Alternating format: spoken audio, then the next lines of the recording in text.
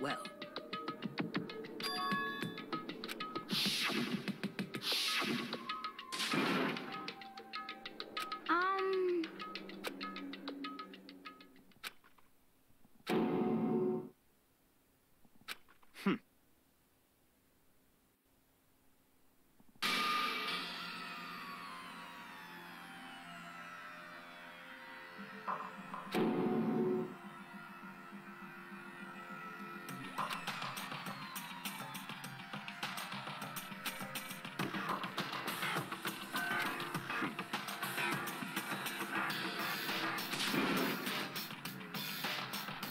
Just give up.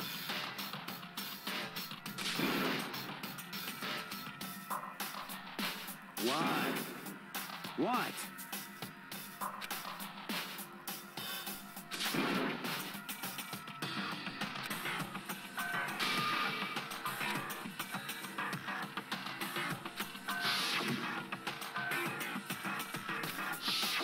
Calm down.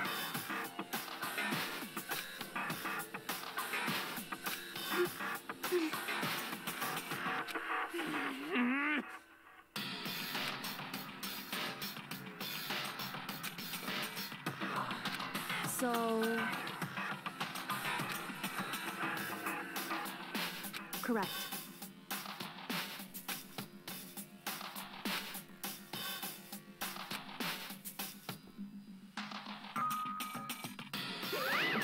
Wrong.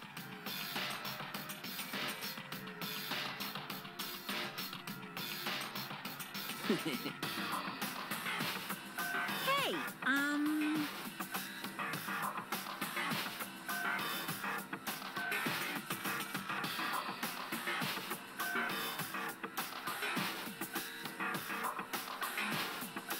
listen up.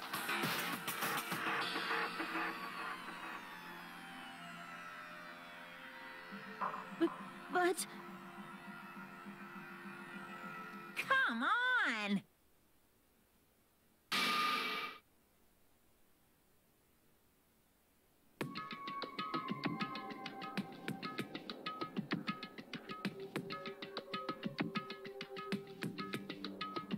What?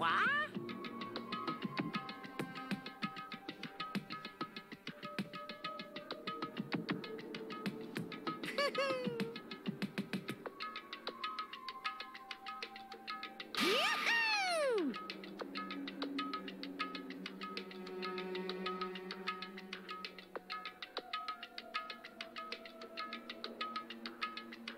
Well...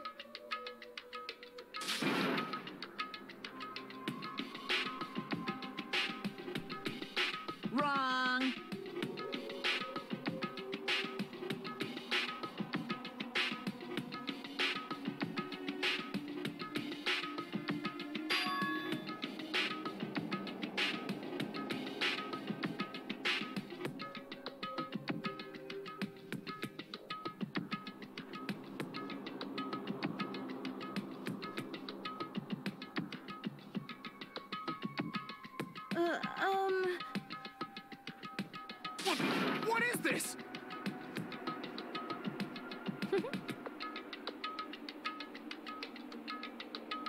Just hold on. Stop talking.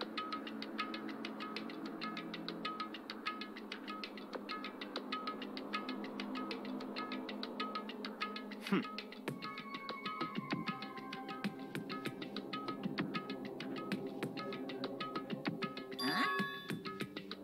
Come on.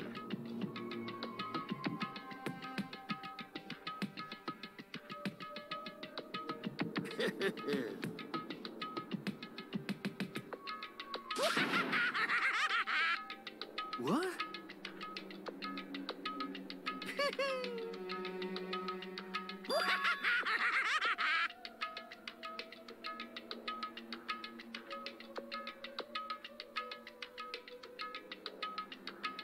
Hey, come on now.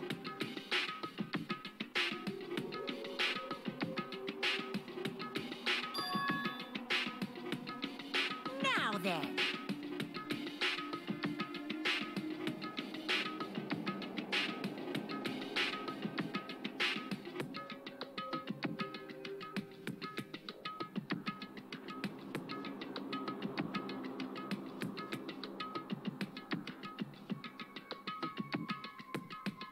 Then perhaps...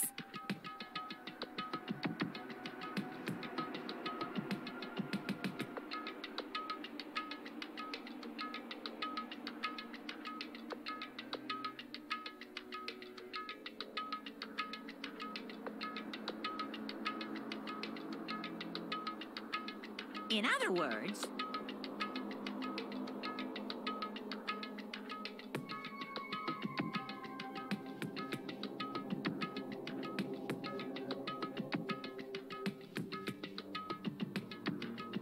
Yoo-hoo!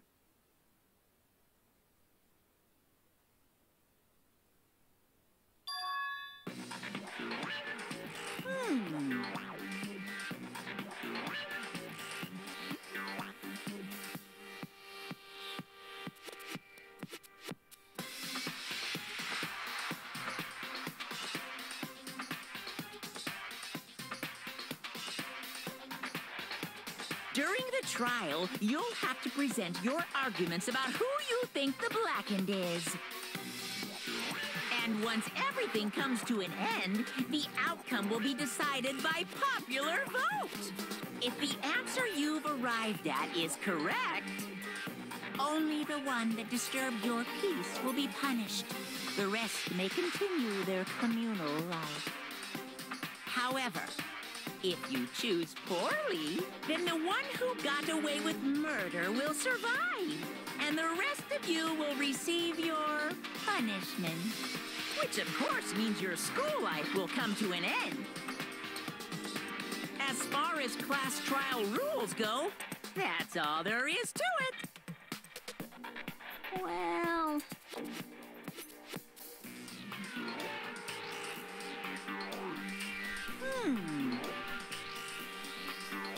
What?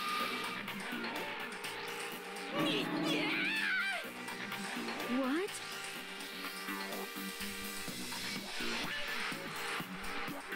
Execution is execution. Execution! Electric chair. Bzz, bzz, poison gas. Torn apart like a paper plane in a hurricane.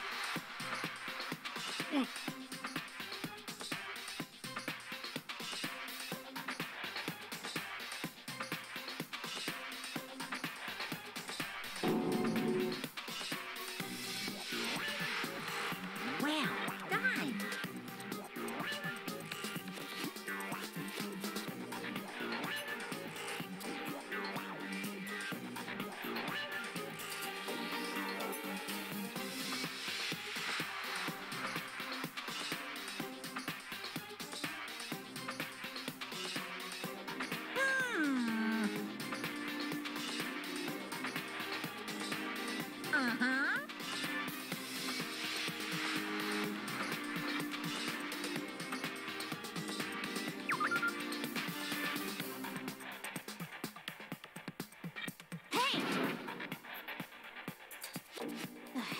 talking about? Huh? What the?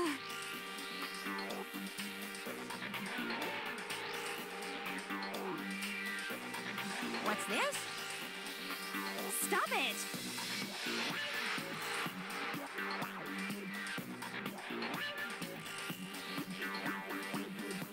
What?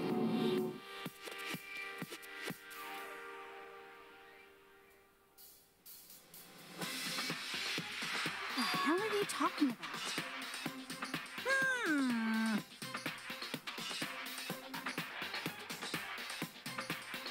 Shut the hell up!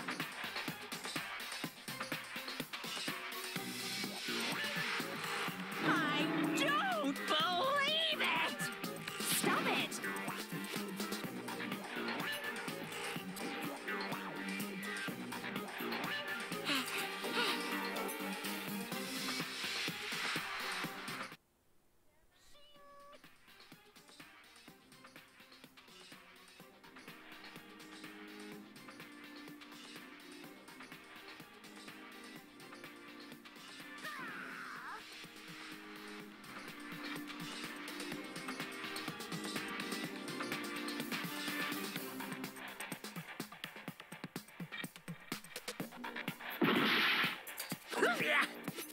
Are you enjoying yourself now?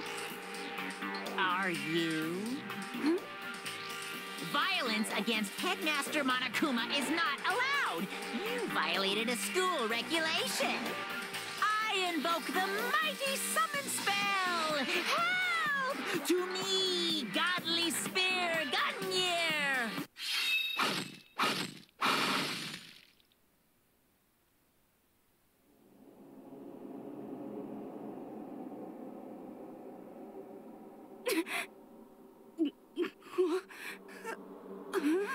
This wasn't supposed to...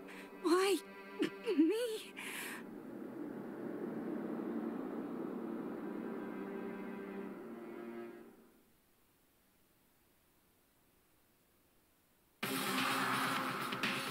No way!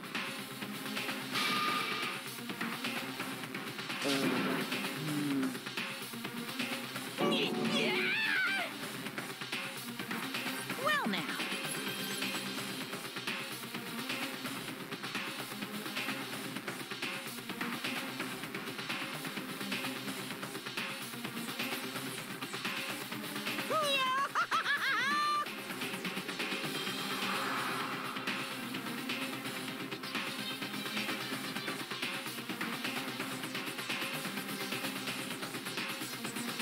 Now you see just how serious I am.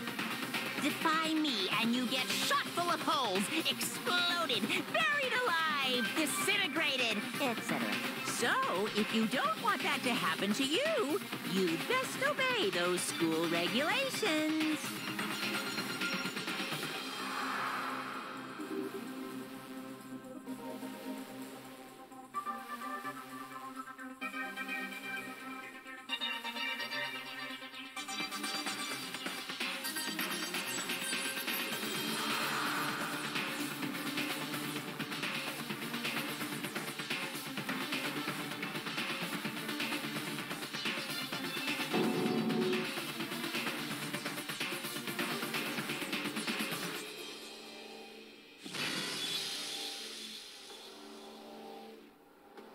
Hey,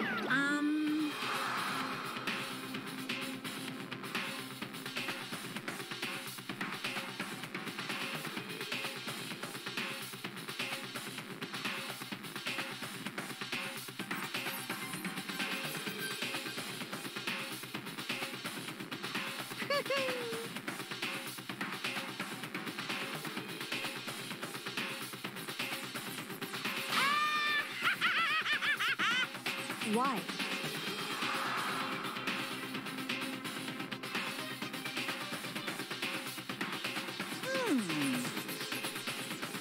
I knew it. Say what?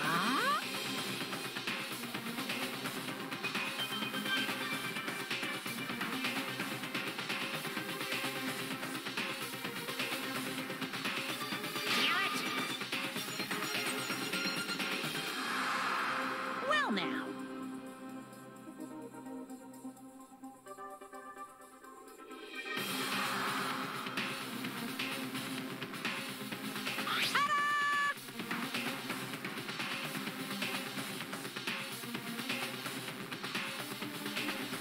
It's the Monokuma File!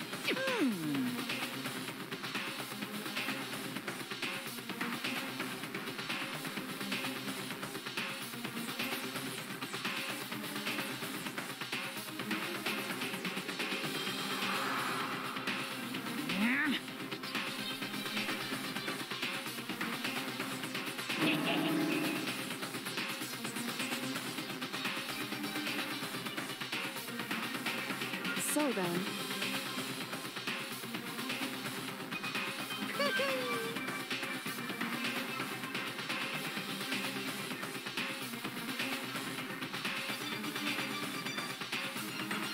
Correct.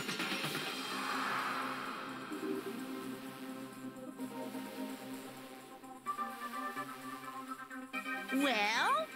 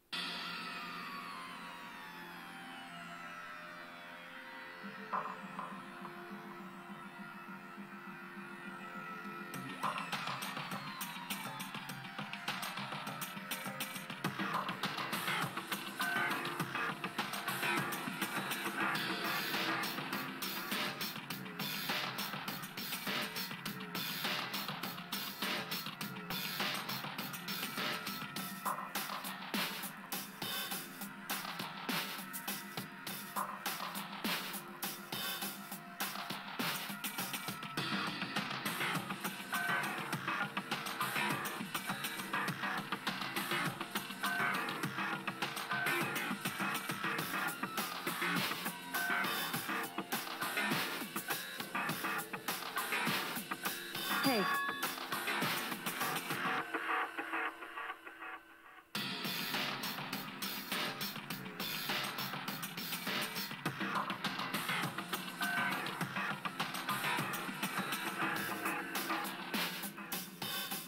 What? In other words,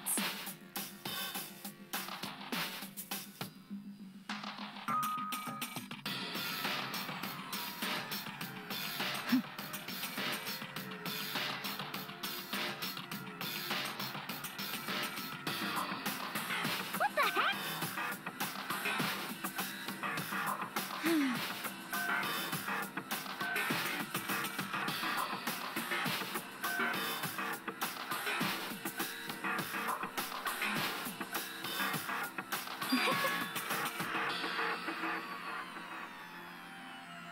That's terrible.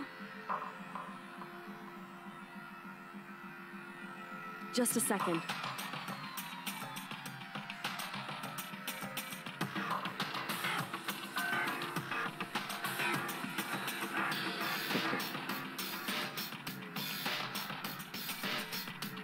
Of course.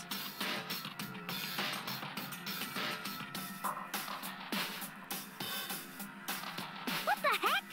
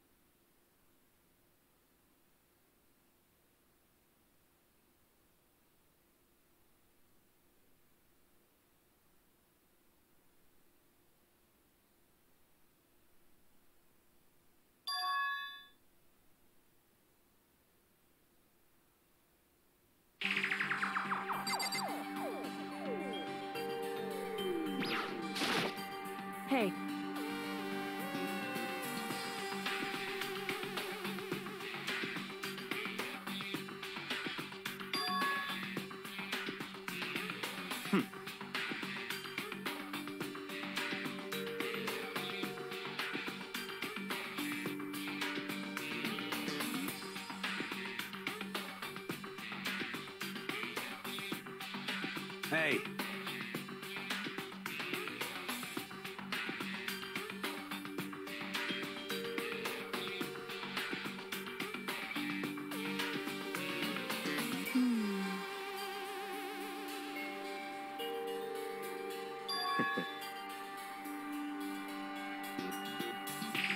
What? Stop talking.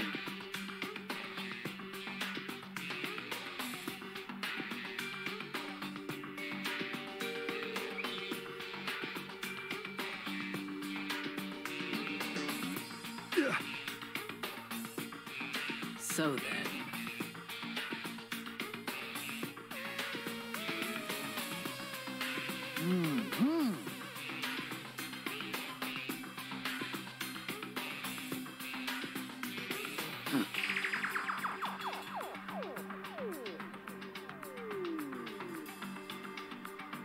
But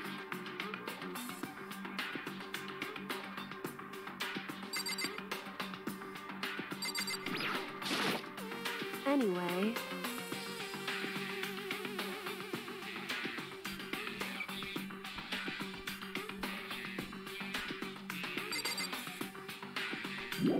just a second.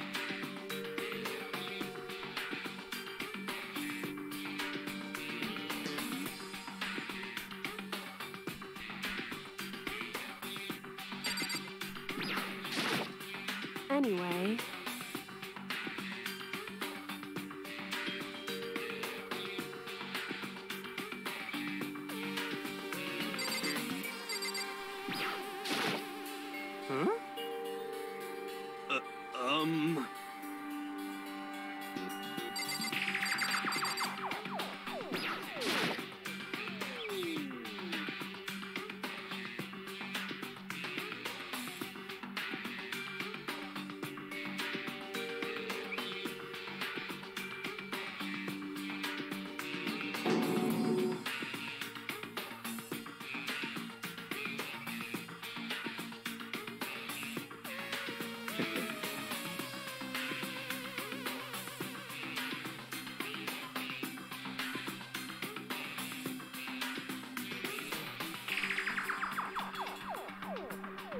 Huh?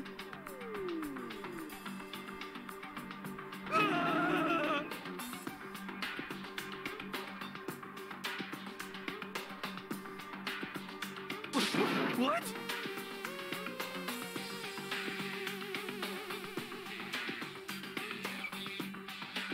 Let me out of here!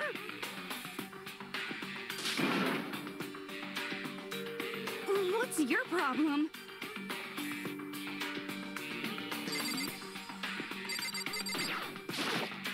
anyway,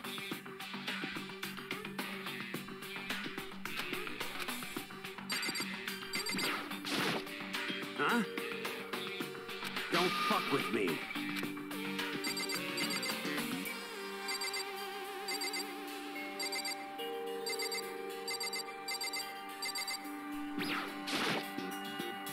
Are you serious?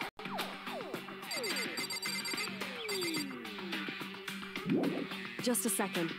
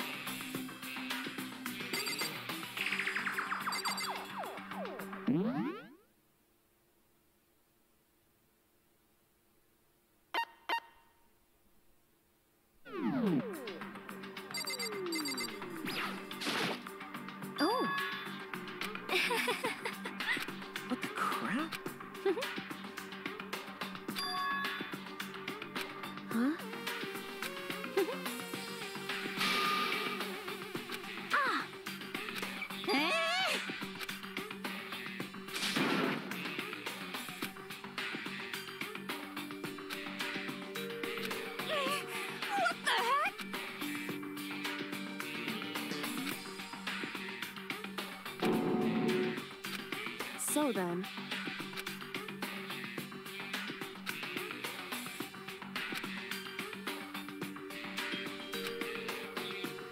So... Actually... Goodbye. Goodbye.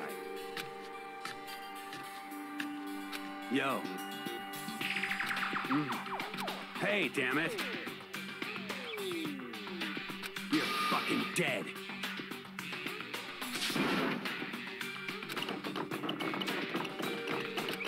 So,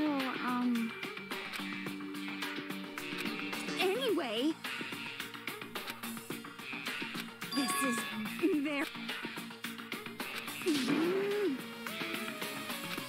So,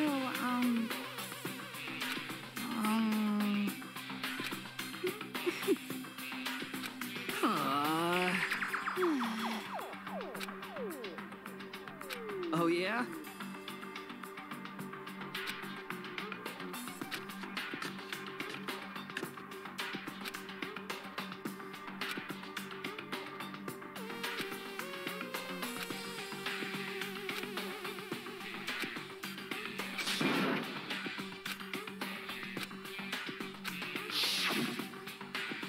Execution is execution. Execution! Electric chair. Bzz, bzz, poison gas. Torn apart like a paper plane in a hurricane.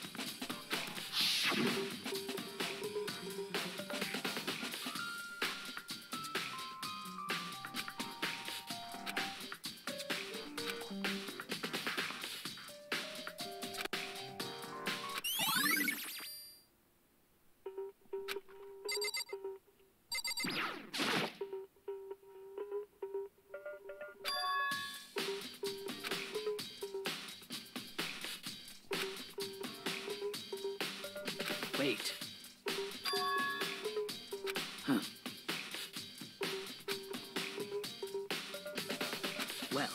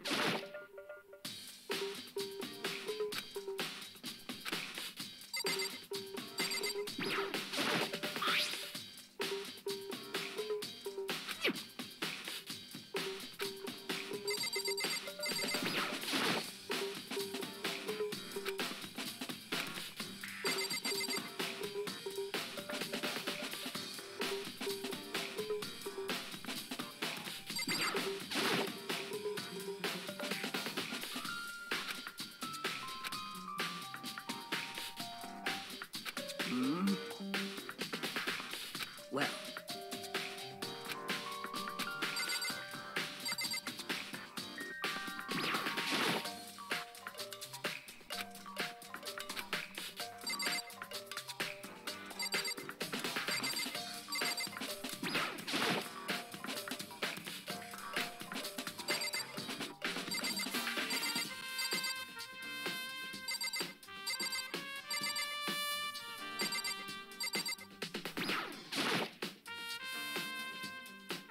Hey.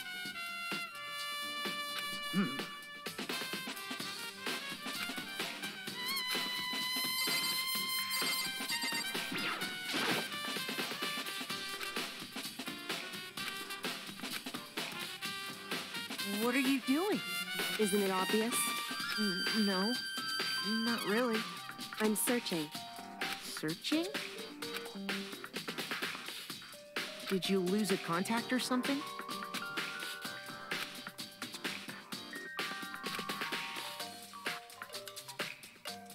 Listen.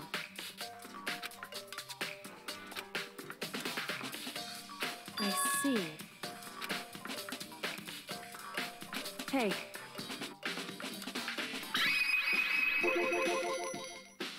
So... Indeed.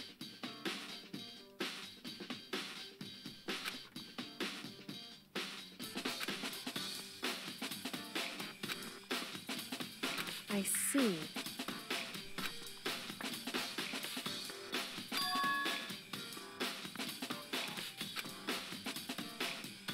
Well?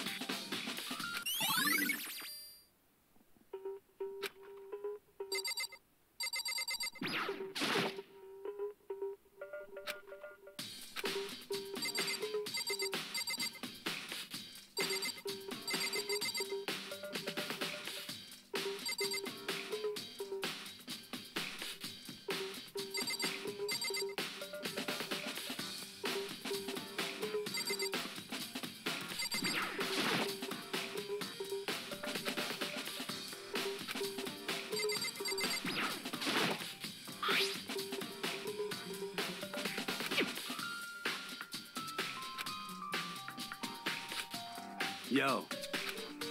What? What? What?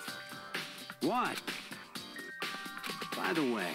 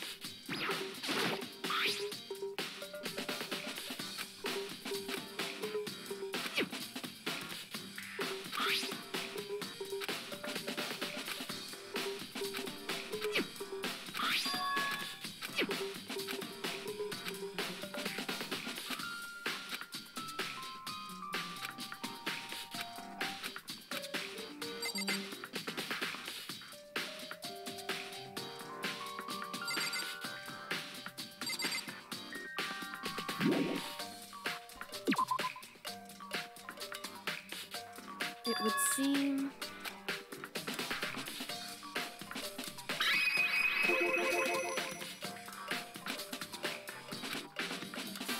Right.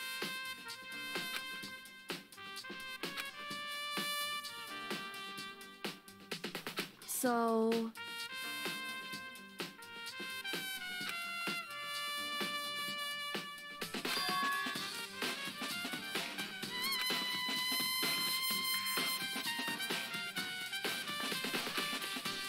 Well, Makoto.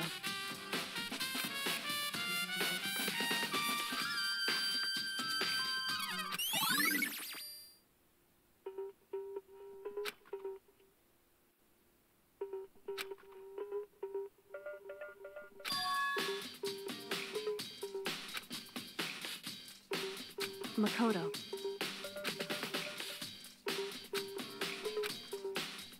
What?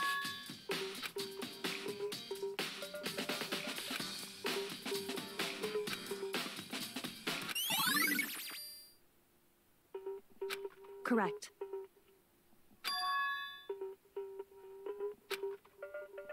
That's right.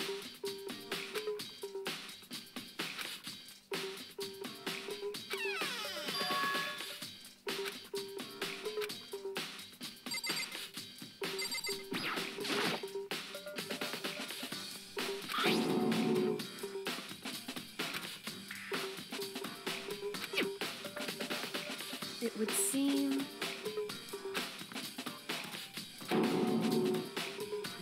So...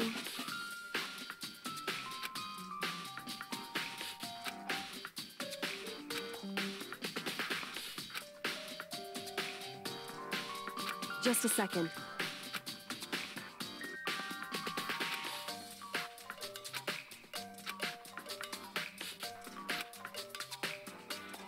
Hmm?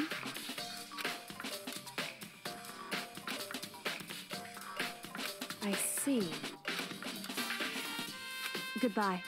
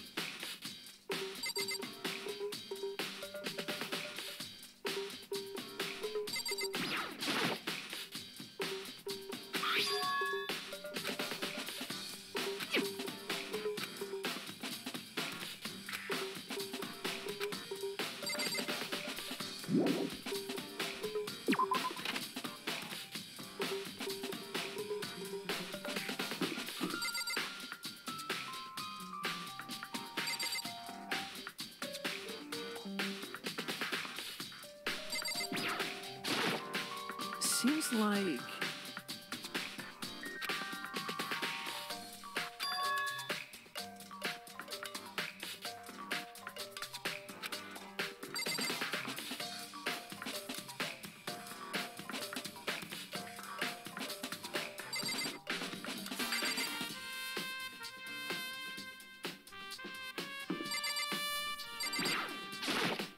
Very strange.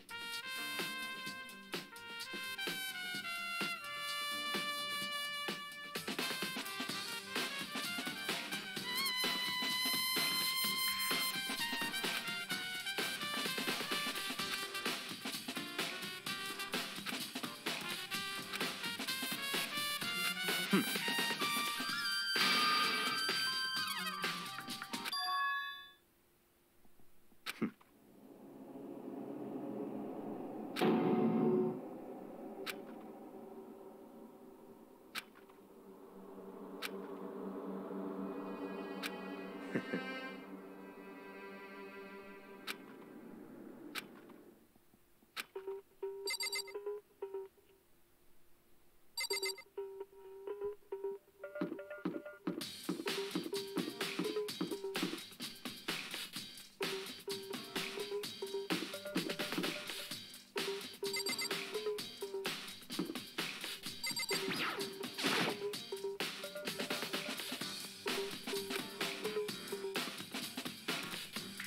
you bastard!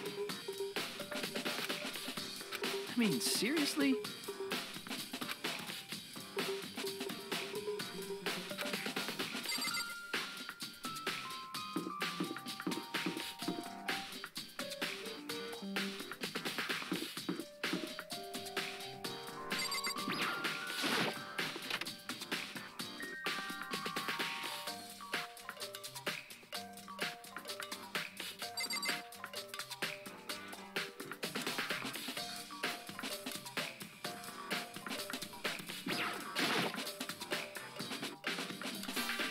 Monokuma appears! No, you can't go any further! No, you can't go any further! No, you can't go any further! No, you can't go any further!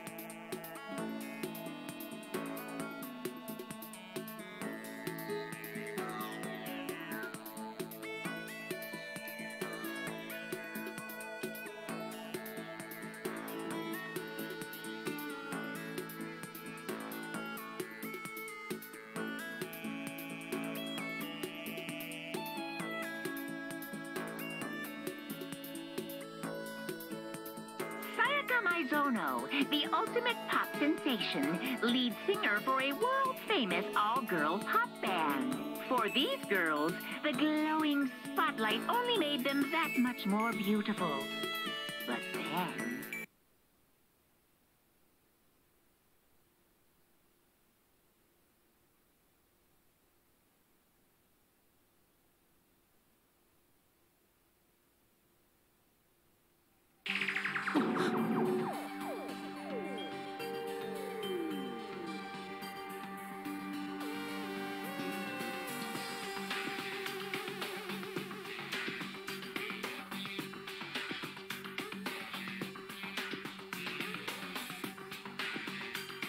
This ultra-successful team suddenly fell apart.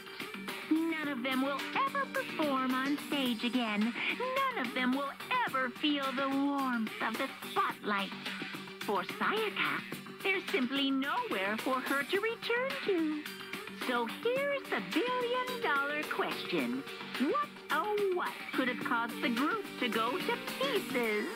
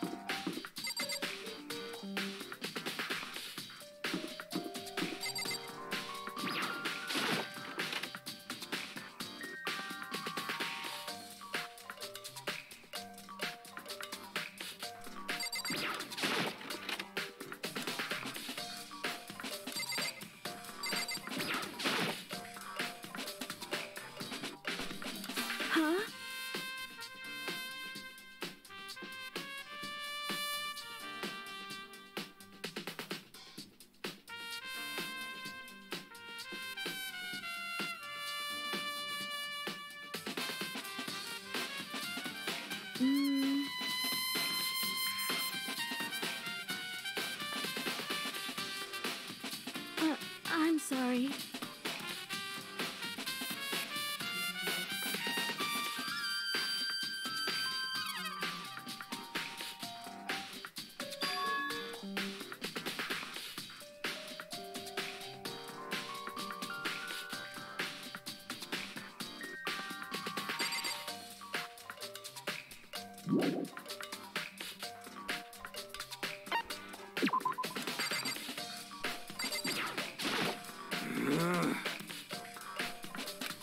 Help me!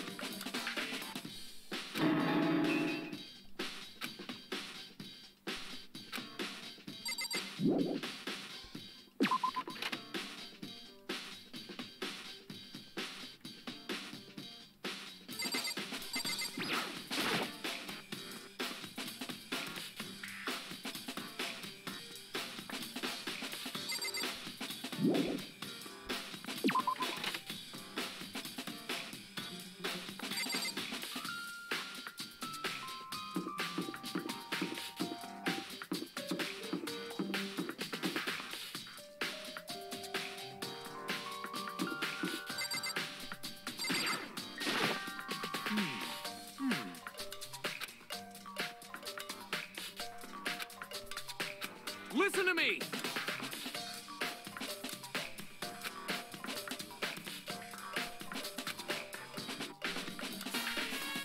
That's wrong! Ha ha ha ha!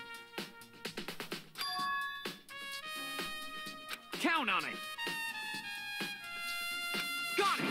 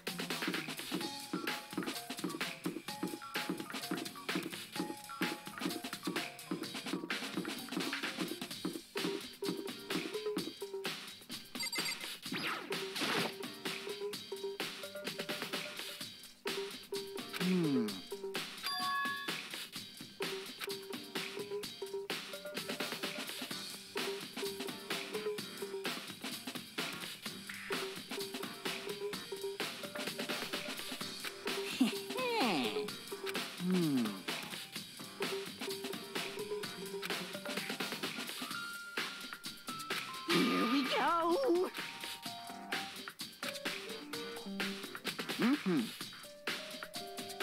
Very strange.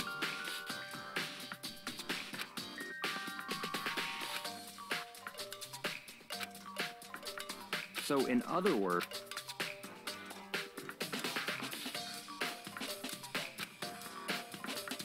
So that's it.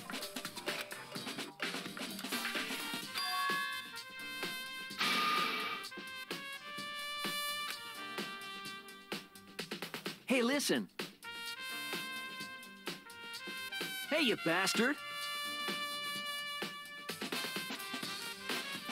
Oh,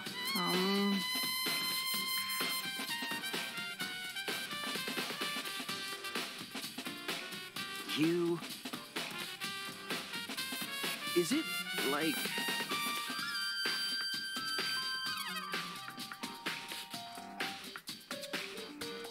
There's no way to think about this in a common sense kind of way. You know what I mean? Completely un...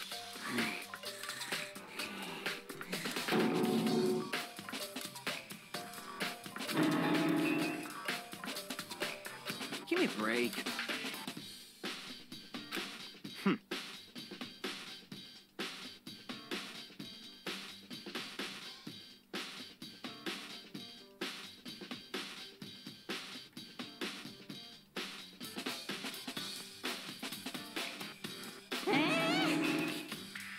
What?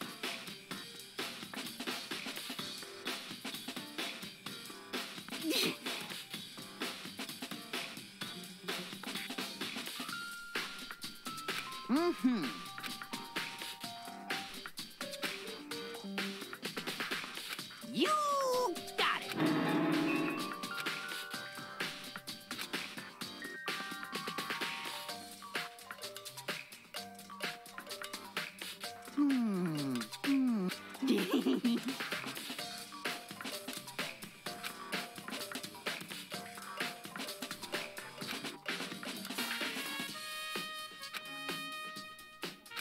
Da da da da da!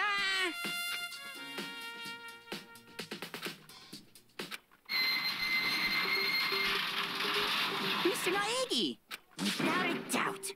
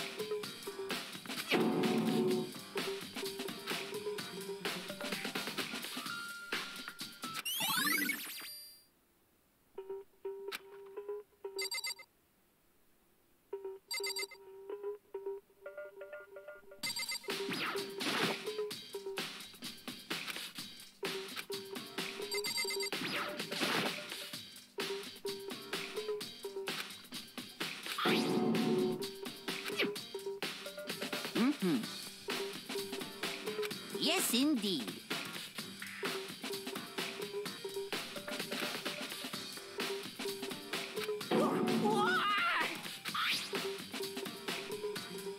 Was it a fairy?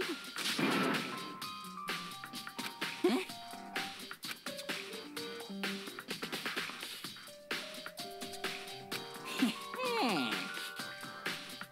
I feel as if...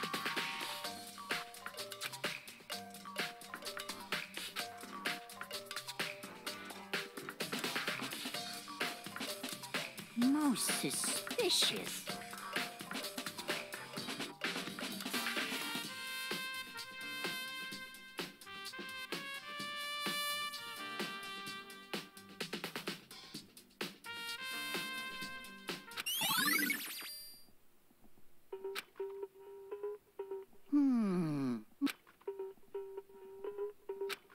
Completely unforgettable. That's it. I'm sure of it.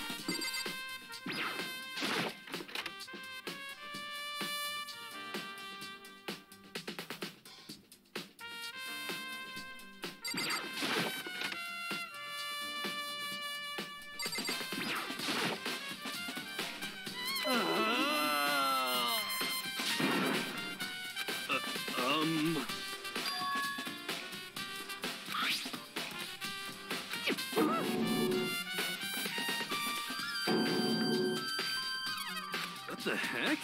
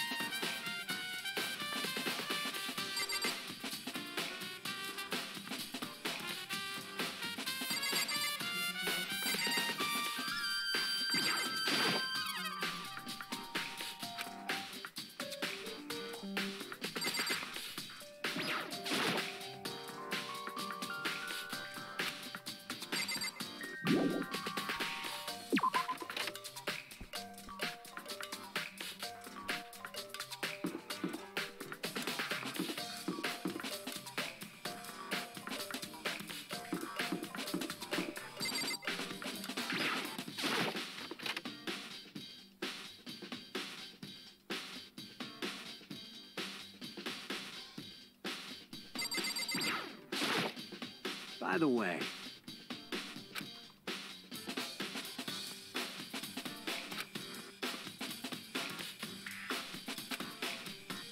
you son of a bitch!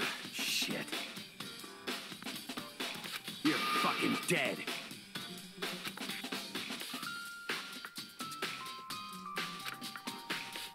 Yo.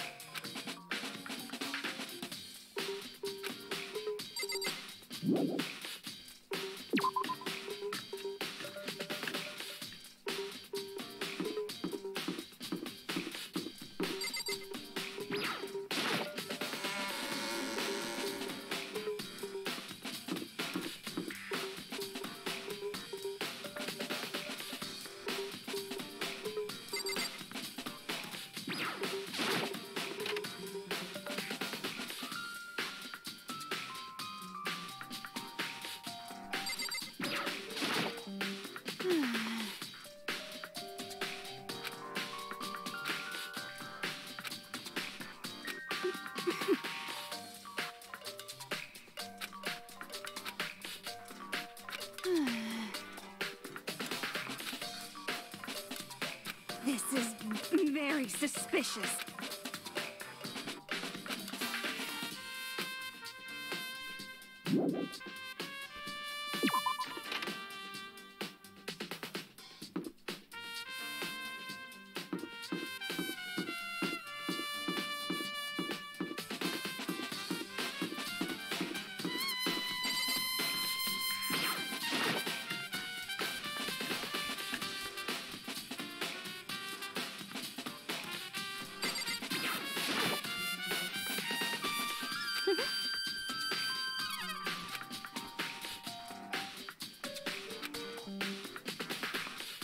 Well...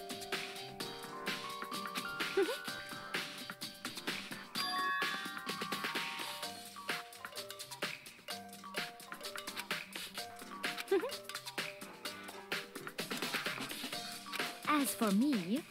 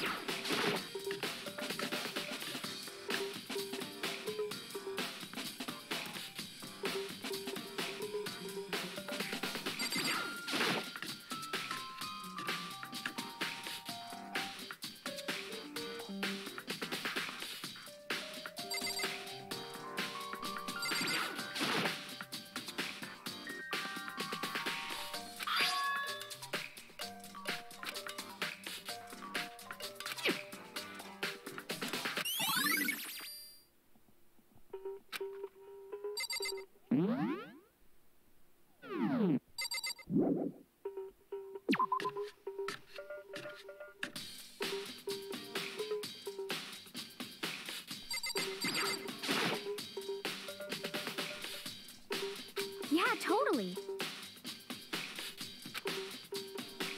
That's right. Well...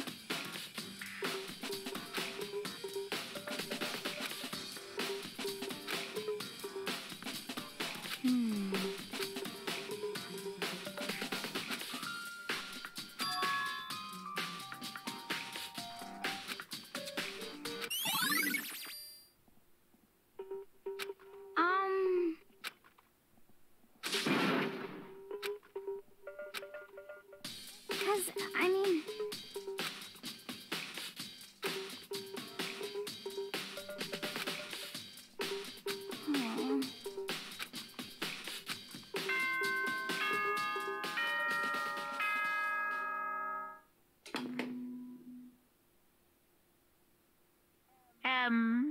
Aw. I'm getting tired of waiting. What say we just get started, It's time for the long-awaited class trial!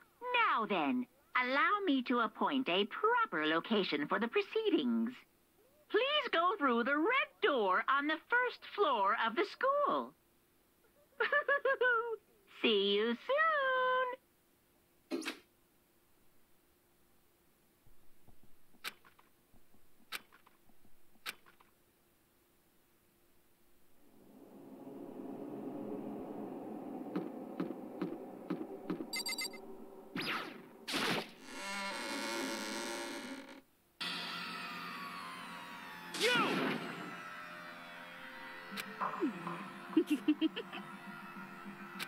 Listen to me!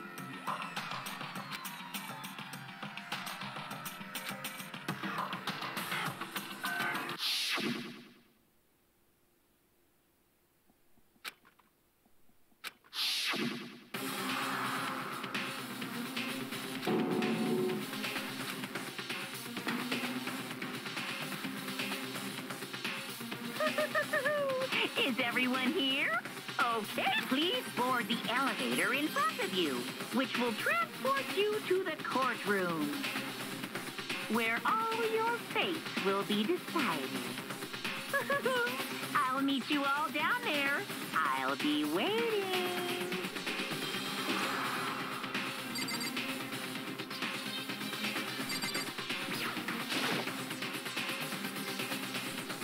Well then. Yes, indeed. Hey. Makoto.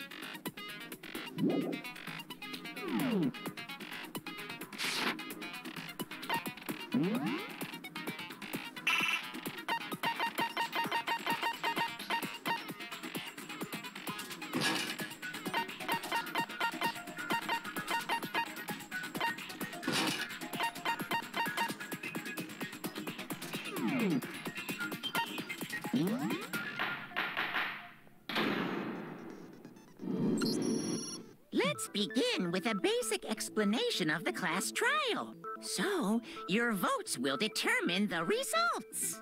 If you can figure out who done it, then only they will receive punishment. But if you pick the wrong one, then I'll punish everyone besides the blackened, and the one that deceived everyone else will graduate. And the killer really is one of us, right? Of course. Okay then. Everyone, close your eyes. And whoever did it, raise your hand. Don't be a goddamn idiot. Why the hell would they raise their hand? Before we move on and start the trial, can I ask a question real quick? What's going on with those pictures? I'd feel awful if they got left out just because they died. Friendship penetrates even death's barrier. Friendship penetrates? Okay, but what about that other empty seat? There were only 15 of us to begin with, so why are there 16 seats? Oh, no reason. It's just that our little courtroom here can technically fit up to 16 people. Okay, that about does it for the preamble. Get ready to get started. First up is the case summary. Now, let the class trial begin.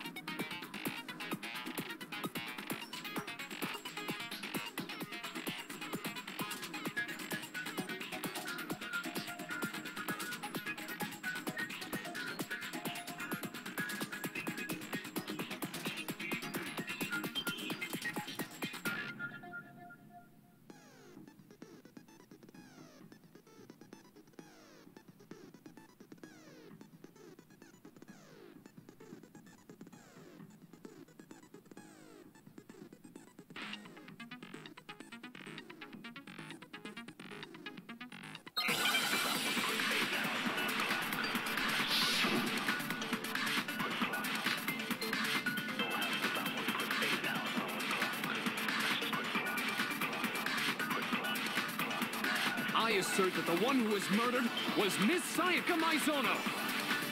Yeah, we know that part already. And the murder took place in Makoto's room. In the bathroom. So it seems most likely that the killer must have taken her by surprise while she was in the bathroom. She didn't even have a chance to resist. No, that's wrong.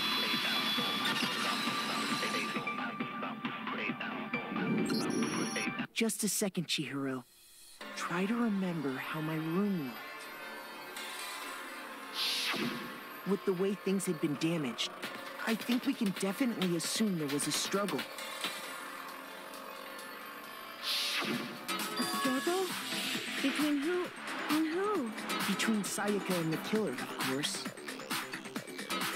So you're saying Sayaka Sayaka wasn't caught by surprise in the bathroom? She must have been attacked in the main room first. Then, she ran to the bathroom to try and hide. The killer followed her in, and that's where they finished the job.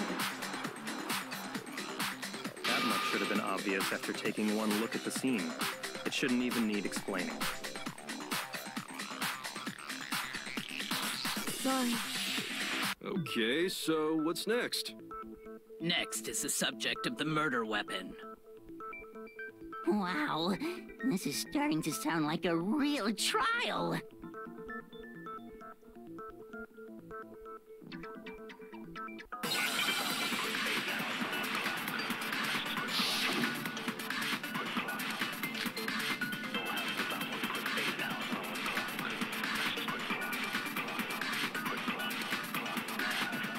So what was used to kill her? There was some kind of sharp object thrust into her stomach. Without a doubt, that is the murder weapon. So the killer used some random knife they had on him. No, that's wrong.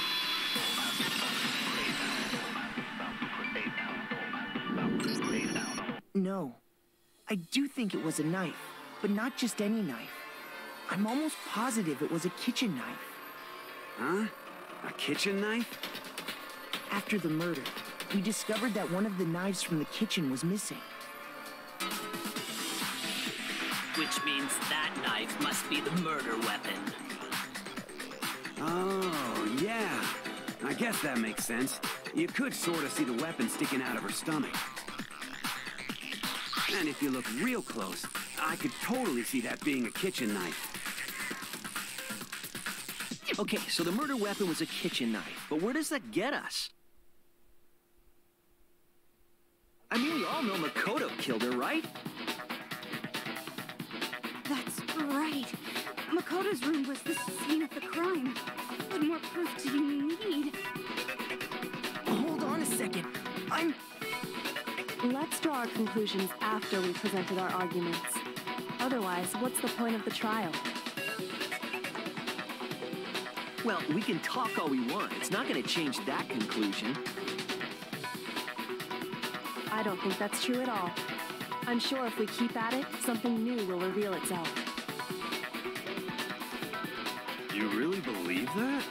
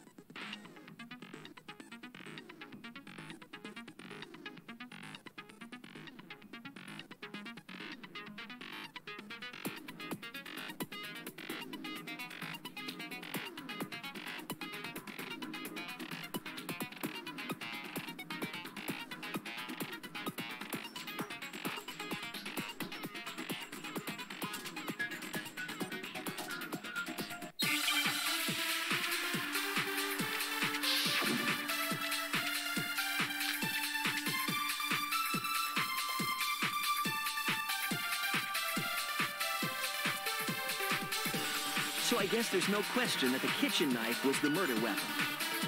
But where does that get us? Makoto must have taken it from the kitchen, right? He did it in secret. Nobody... No, that's wrong.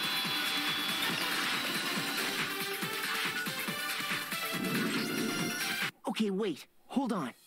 I didn't take the knife from the kitchen. Next, you're gonna say you're not the killer, right? Go ahead and say it all you want. Well, what if I have a witness? What do you think, Hina? Huh? Remember what you were telling me earlier?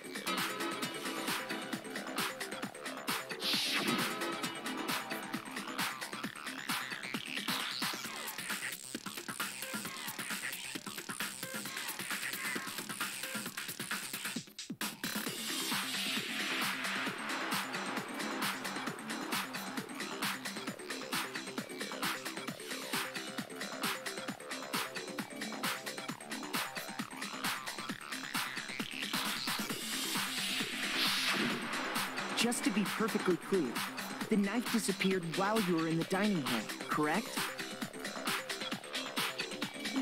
Yeah, that's right. And at any point while you were there, did you ever see me come into the dining hall?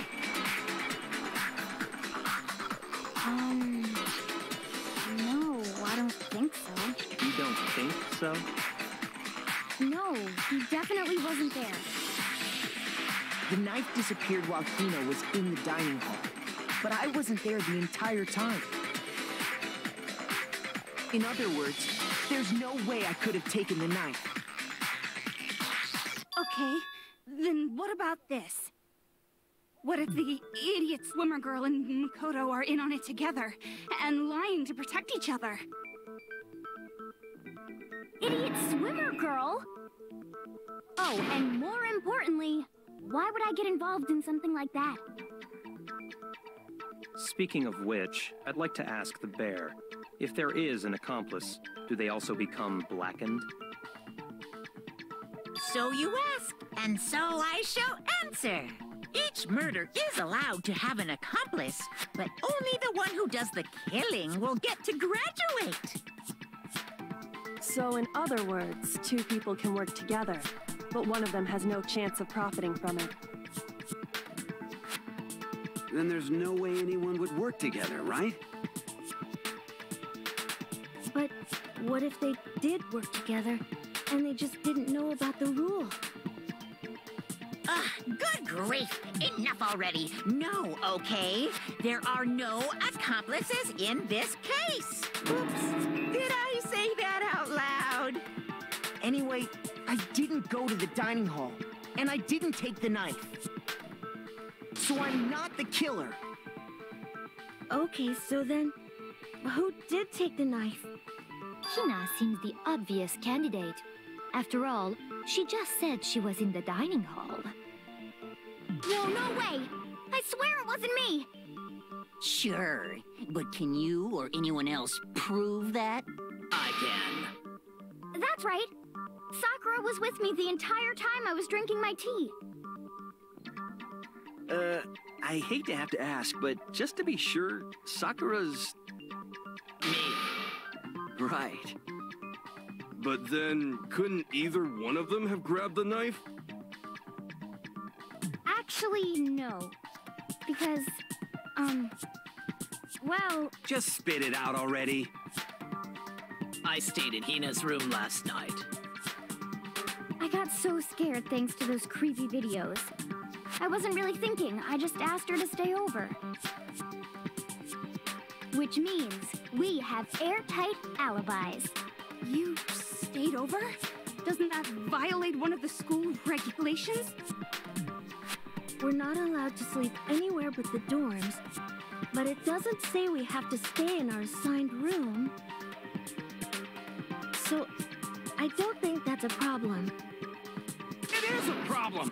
A boy and a girl spending the night together? It's unwholesome! But I'm a girl. You are? Oh my gosh, I'm so sorry! But if it wasn't either of you, then what other possibility is there? Actually, there is one other possibility. Right, Hina? Oh, yeah, that's true. One other person did come to the dining hall while we were there. Why didn't you say so in the first place? Well, because they're not here anymore.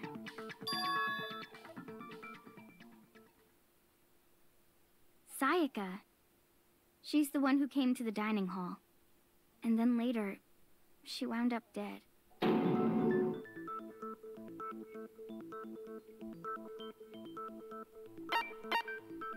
I got it! Then, Sayaka is the one who took the knife? That's the only possibility. And thinking back on it, she was acting kind of unusual. When she came into the dining hall, she didn't even look at us. She just went straight to the kitchen. As she left, she said she just wanted a drink of water. But most likely... And the person who took the knife was the victim herself. I'm sure she just took it for self-defense. So you're saying the knife she took was then taken from her, and she was killed with it? In that case, you may not have taken the knife, but you still could have killed her. What? See? He did do it after all. No, you're wrong. So, that's how you would twist the argument and send us all off in the wrong direction? You possess a most terrifying talent.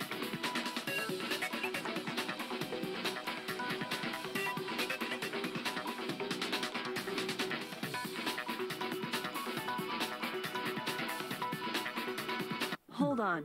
It's still too early to decide conclusively that Makoto is the killer, wouldn't you say? Because you see, if the room did belong to the killer, then they did something most bewildering. And until we unravel that little mystery, you simply can't declare that he's the killer. Bewildering? What the hell are you talking about? Something was missing from the scene of the crime that by all rights should have been there.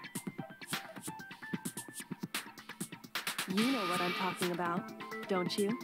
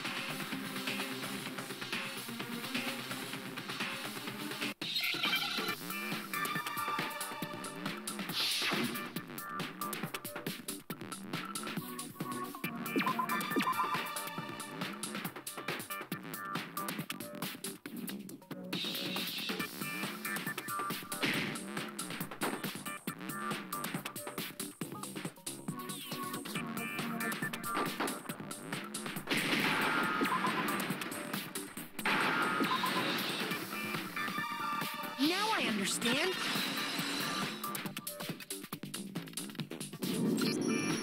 That's right. There wasn't a single hair on the floor. So, the culprit removed some evidence? Yes. And if I were the culprit, why would I need to get rid of all the hair in my own room? It wouldn't be unusual at all to find my hair at the crime scene if the crime scene is in my room. The reason all the hair was gone was to remove any trace that Sayaka had ever been there. That makes sense, does it not? No. If that were the case, they would have had to do something about the body itself, not just her hair. Yes, very true, very true. Okay, then why wasn't there any hair on the ground? The killer got rid of it all, of course, to remove any trace that they had ever been there. Wait, then that means...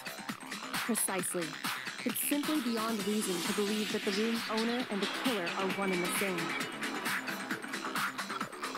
Then, Makoto isn't the culprit? Are you sure we can decide something so important based solely on the absence of some hair? No.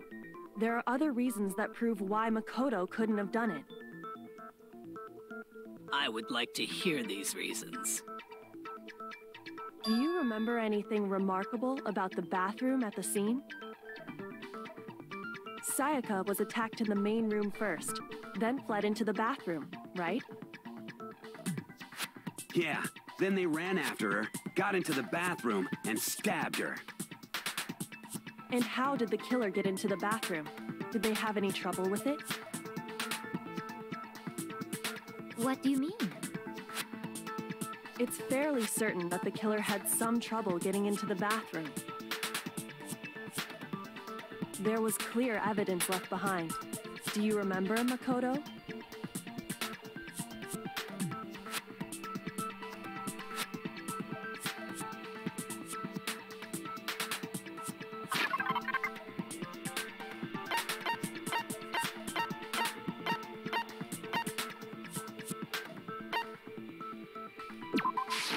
I got it! Evidence that the killer had trouble getting into the bathroom. You're talking about the doorknob, right? Huh? The doorknob? What doorknob? The doorknob for my bathroom. It was completely broken. See how the top part was unscrewed? And the doorknob's about ready to fall off? Oh yeah, true. But what does it mean? In trying to bypass the lock, they ended up nearly removing the entire doorknob. This is another most bewildering act for the room's owner. It proves Makoto is beyond suspicion. So what? You're saying he wouldn't break the door in his own room? But if the only choice you have is to break it, you break it. There's nothing bewildering about it. You still don't see? Okay then. Let's take another look at how the incident unfolded. Hopefully that will help you understand.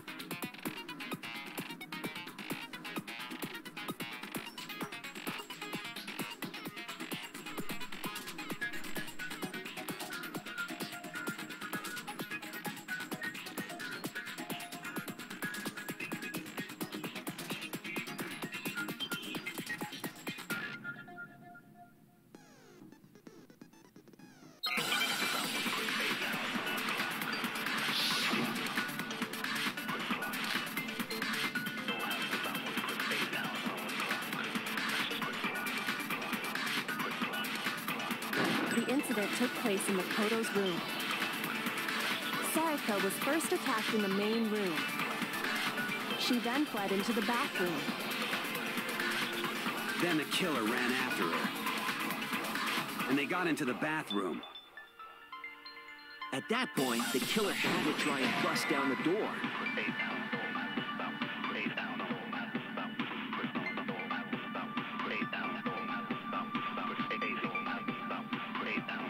Shoot!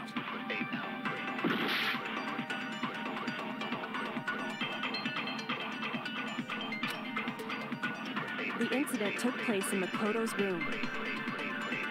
Sayaka was first attacked in the main room. She then fled into the bathroom. Then the killer ran after her. And they got into the bathroom. At that point, the killer had to try and bust down the door, because Sayaka had locked it. And finally, the culprit had Sayaka cornered. To finish the job, they stabbed her with the kitchen knife. It was you, wasn't it, Makoto? Admit it. We already know the answer.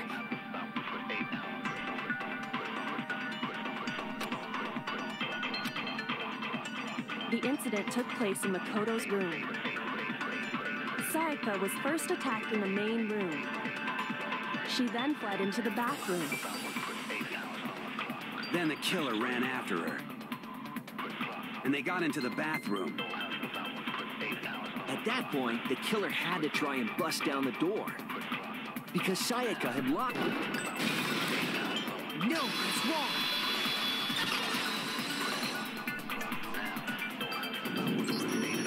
The reason my bathroom didn't open wasn't because it was locked. After all, the girls' rooms are the only ones with locking bathrooms, right? Yes, now that you mention it, that is true. Then why didn't your bathroom door open? Because it was stuck. Huh? What are you talking about? My bathroom door doesn't fit in the frame quite right. Monokuma over there can testify to that. Yup, true as true can be. But you know, you're supposed to be the ultimate lucky student, right? But to have such a cruddy door, that's not lucky at all. So the reason the door didn't open was just because it was stuck. But the killer didn't know that and assumed it was locked. So they tore apart the doorknob to get in. Okay, but then why would the killer even think the door was locked in the first place? Everyone should have known you can't lock any of the boys' bathrooms. The killer could easily make that mistake, thanks to one important detail about the scene of the crime.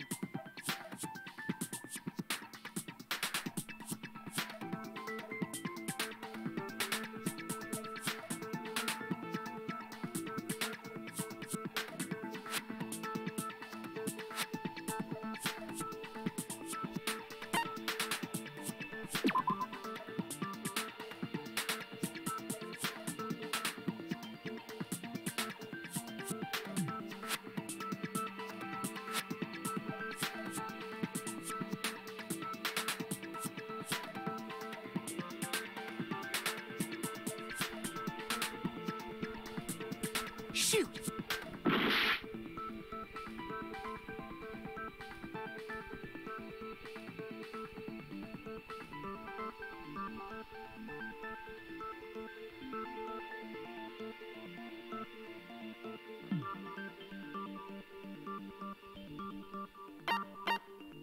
I got it! The killer must not have realized that it was my room. What? Are you saying the culprit didn't even know where he was? That's inconceivable! And yet, he's absolutely right. Say what? Well, to be more specific, what the killer didn't know was that Makoto and Sayaka had switched rooms. Which is what led to the misunderstanding about the bathroom. If Sayaka had been in her own room, then there would have been a lock on the door, and they would have had to break through. So they had no idea how unnecessary their actions were. Ultimately, we can't know if it came open by force or simply by accident. But the killer must have been considerably confused, with no idea how they actually got the door opened. Regardless, it was a pointless act. Wasting time trying to break down a door that wasn't locked is... definitely something I wouldn't do, since I would have known exactly why it wasn't opening, right? That is a definite possibility. So the killer would have to be someone who didn't know they'd switched rooms? Then Makoto couldn't have done it.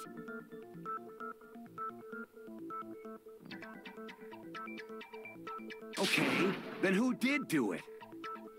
I'm sorry, but I give up. Quit without saving. But what happens if we can't decide on who we think did it? Well, why don't we just vote right now? Majority rules. Majority rules? You really think that's a good idea? Yeah, our necks are on the line here. Someone seriously needs to do something. For serious. Does no one have any other thoughts or questions? It does not matter how trivial they may seem. Oh, as a matter of fact, I do have one question. Oh, you... You don't gotta sound so disappointed. It's fine, it's fine. Just ask your question. Oh yeah. Okay, so, well, I was just wondering, how did the culprit get into Makoto's room in the first place? Yes. How did the killer get inside? Maybe Sayaka just dropped the key somewhere and the culprit picked it up. That's possible, right? I don't think so. That seems way too convenient. Then, maybe someone picked the lock? Negative! If you remember, Monokuma made it quite clear that the locks are all unpickable. Fine. How about this? The killer got in the easy way. They could have knocked and said they wanted to talk or something, and Miss Maizono just let him in. No, that can't be it either. Oh, trying to argue against me? Sounds like someone doesn't know his place. Hello? Why exactly can't that be it?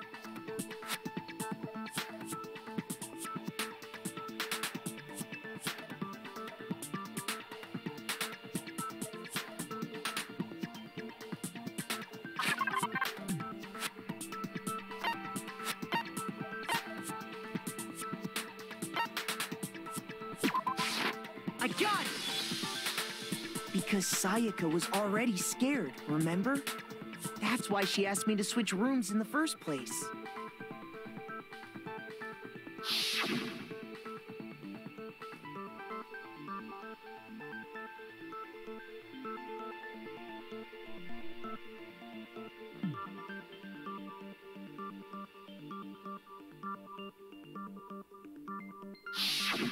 Knowing what she'd been through, I just can't believe she would have opened the door for anyone.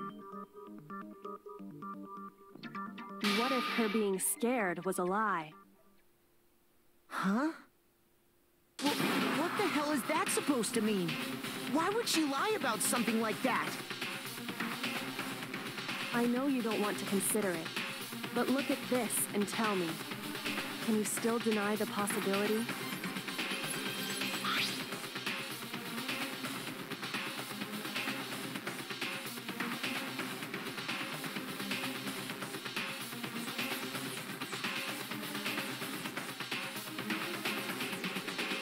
I found a notepad during my search, and I shaded in the top sheet with a pencil. And these are the words that appeared. Oh man! I've totally seen people do that on detective shows. When you write, it can leave an imprint. Sketch over the next sheet of paper, and you can see the words. When I saw that, I was like, holy crap! I better make sure I rip the paper out before I use it from now on. It's a pretty old-fashioned technique, but even the classics can be surprisingly useful sometimes. Oh, and I should also mention, I found the notepad on the desk in Makoto's room. Huh? Which means only someone who had been in Makoto's room before the incident could have written it. Then either it was Makoto who lived there, or Sayaka who switched rooms for a single night. So, Makoto, did you write this? No, I didn't. But of course you didn't, because the note also bears a perfectly legible signature. Sayaka's signature.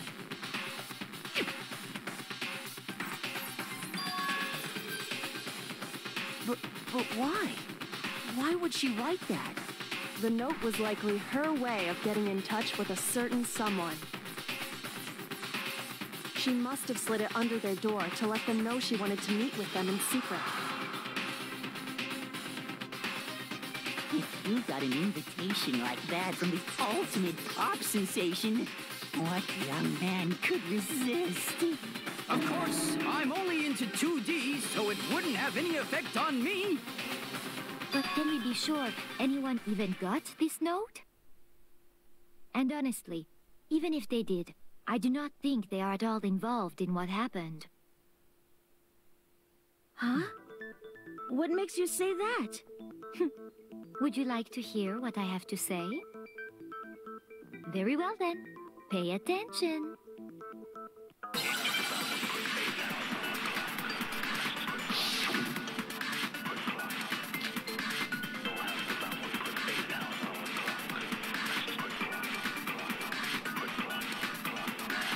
Sayaka and Makoto switched rooms, correct? But in the note, the place they were asked to come to, it specifically says, my room. I see.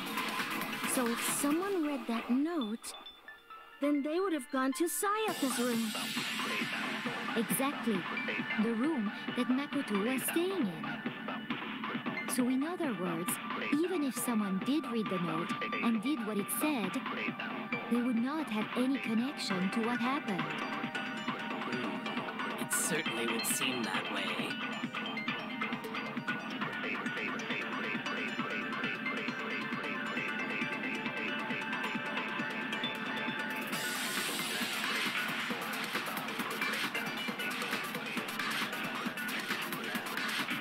Sayaka and Makoto switched rooms, correct?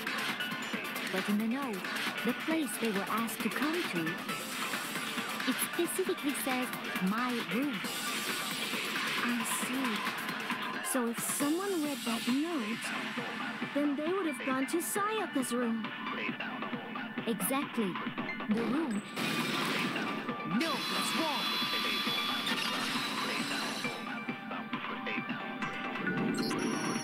The nameplates on Mai and Sayaka's rooms got switched. They got switched? That's right. The nameplates got switched, just like the rooms themselves. As a result, the nameplate on Sayaka's room actually had Makoto's name. And the nameplate on Makoto's room had Sayaka's. So what you're saying is, the room Sayaka was staying in was actually marked as her room. Then, if someone did do what the note said, they would end up at Makoto's room where Sayaka was. Plus, their rooms are right next to each other, so switching the nameplates would be no problem. And the one who switched the names was... Well, of course it wasn't you, right, Makoto? Right? Okay, then who did it?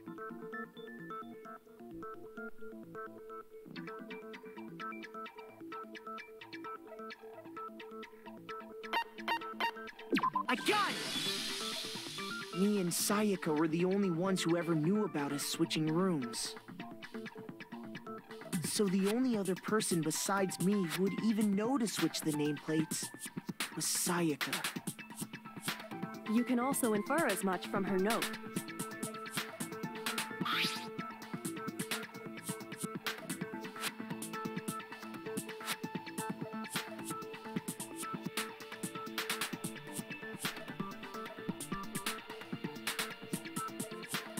She specifically tells the reader to check the nameplate. She would only have written that if she knew the nameplates had been switched. But why would she switch them in the first place?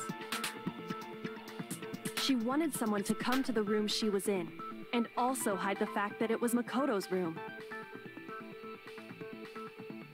What? Inviting someone to your room, but not telling them you'd switched rooms. Why would anyone do that? To understand that, we first need to understand what happened after she invited the person into the room. That's where the answer lies. What happened then was probably whoever she invited over came in and attacked her. We figured it out! We know who did it! Whoever she invited over is the culprit!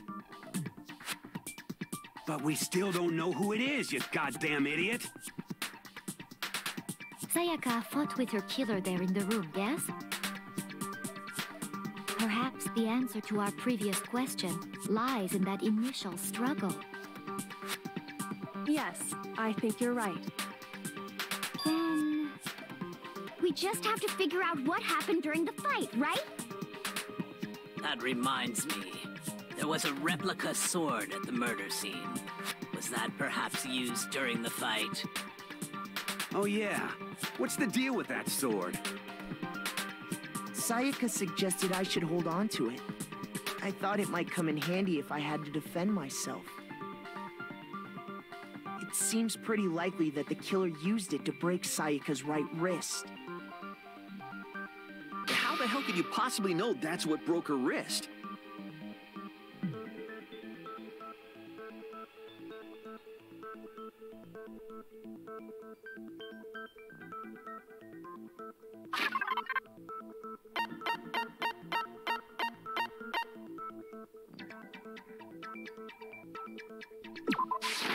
I got it!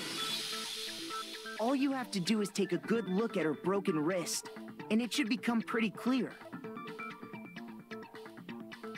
Right there where her wrist is all swollen, there's something glittery there. See?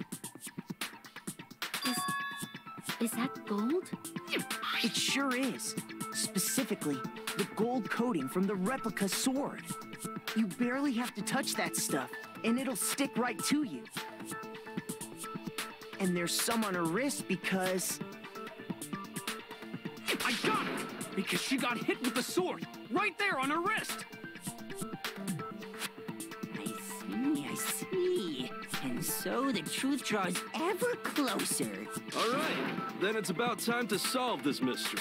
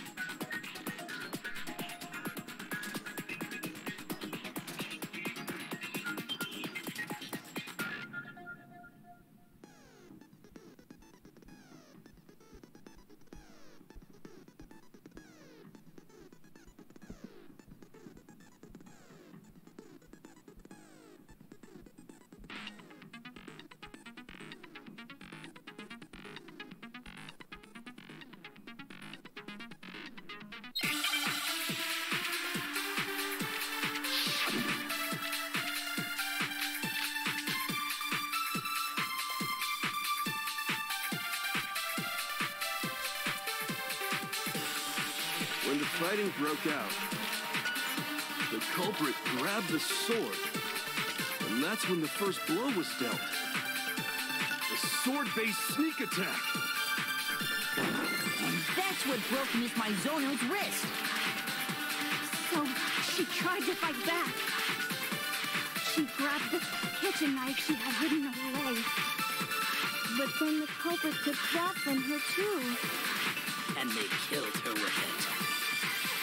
And that's exactly what happened.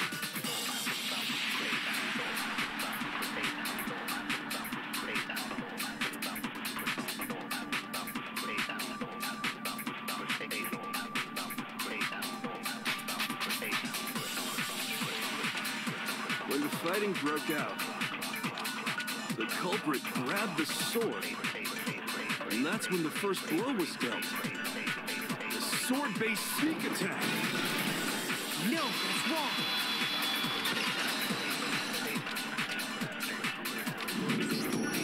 Actually, no. I don't think the fight started with the sword. Why not? Because the sword's sheath had been scratched. See? There's a gash in it. Like someone cut into it with something sharp.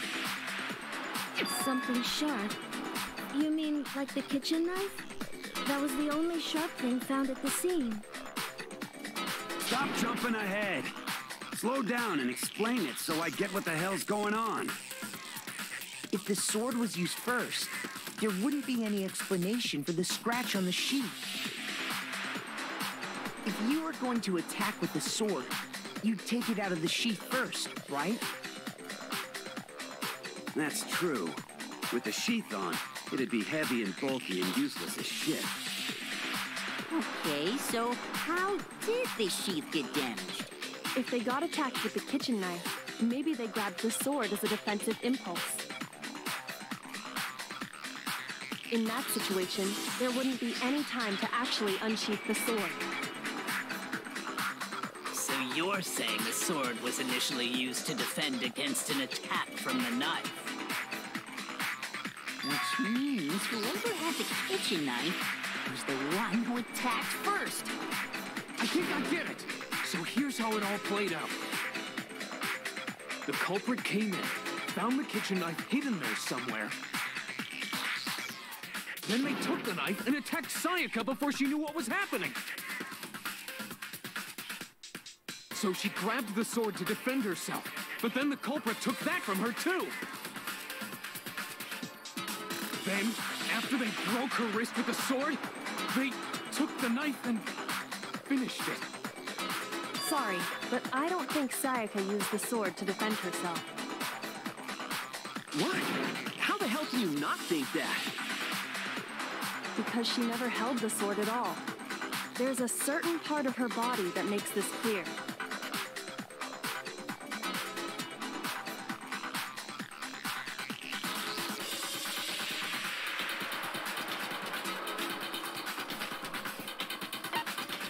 Shoot!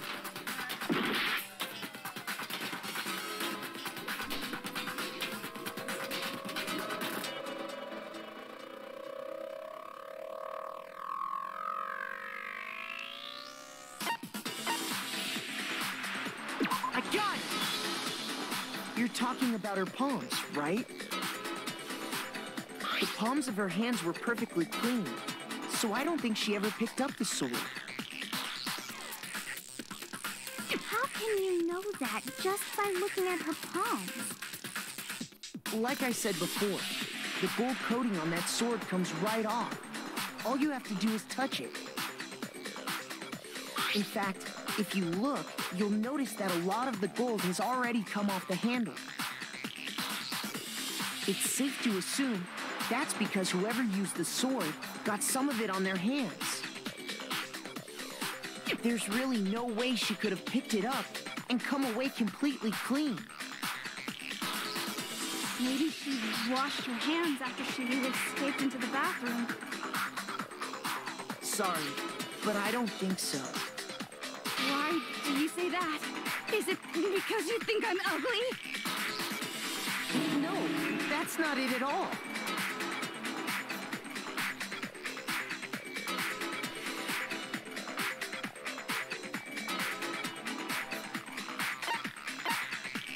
I got it!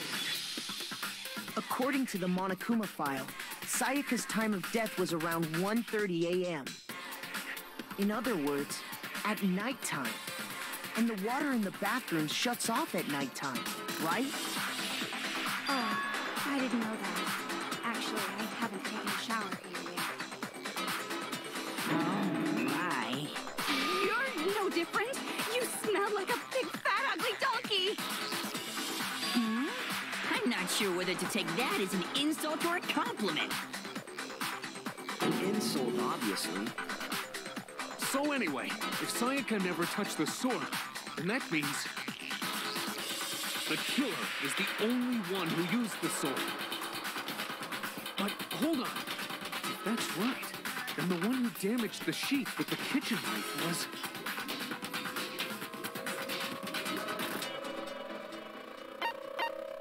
I got it! she had the kitchen knife? But we already said that the attack started with... The person with the knife attacked first, and the sword was used as an impromptu defense. Then the one who attacked first was... Sayaka? Now do you understand? She wasn't a blameless victim in this. No, far from it. It's almost as if she'd been planning to commit a murder of her own.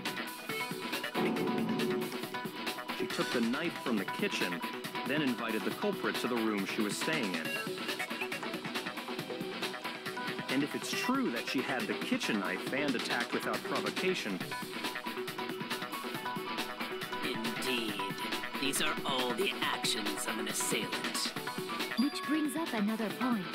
Makoto, Sayaka was the one who suggested you two switch rooms, correct? Maybe the reason she wanted to switch rooms was so that she could pin the crime on you. That is a possibility, is it not? Sayaka wanted to... on me? That would also explain why she would switch the nameplates. She wanted to get whoever she had targeted to come to Makoto's room where she was staying. And by committing the murder there, instead of her room, that would implicate Makoto. But for that to work, the target had to be lured out while still keeping the room swap a secret. If the target knew she had switched rooms, they would have become suspicious right away. So all that's why she switched the names? But doesn't that plan seem a little risky? For one thing, even if her plan worked, Mr. Naegi would just tell everyone they'd switched rooms. I don't know. I'm not sure our soft-hearted Makoto is capable of that kind of cutthroat behavior. I'm sure Sayaka realized the same thing, which is why out of all of us, she asked him to switch rooms. Plus, she was the ultimate pop sensation. A totally forgettable kid. Or a national superstar. Who are you more likely to believe? Wait, then you're saying she had this all planned out? Holy shit! But in the end, her plan backfired. She launched her attack with the knife, then found herself under attack in turn. That must be when her wrist got broken, and she was forced to drop the knife. The tables were suddenly turned on her, and she died at the hands of the one she'd planned to murder. Just hold on! That can't be true! Because... Hey! You guys have totally derailed the argument. You're being super boring right now. Come on, hurry up and decide who did it. Wouldn't it be awful if I had to punish you all just because you ran out of time? Oh yeah, we gotta decide who we think did it. Makoto, right now you just need to concentrate on figuring out the answer to this mystery. If we can't uncover who murdered Sayaka, it's over for all of us.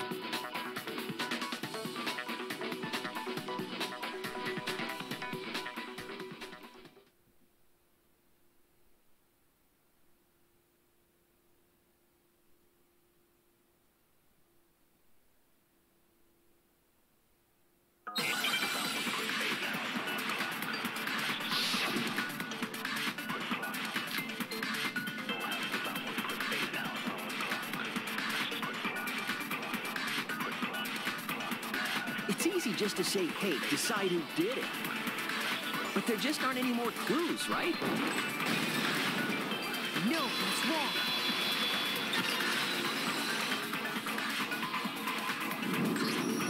There still might be one clue left. Sayaka's dying message. Dining? Wait, what did you say? The dying message. She wrote something on the wall behind her, remember? 11037, written in her own blood. There must be a clue about the killer hidden in there. Well, before we get too far into that, I need to ask, can we really be sure that Sayaka is the one who wrote it?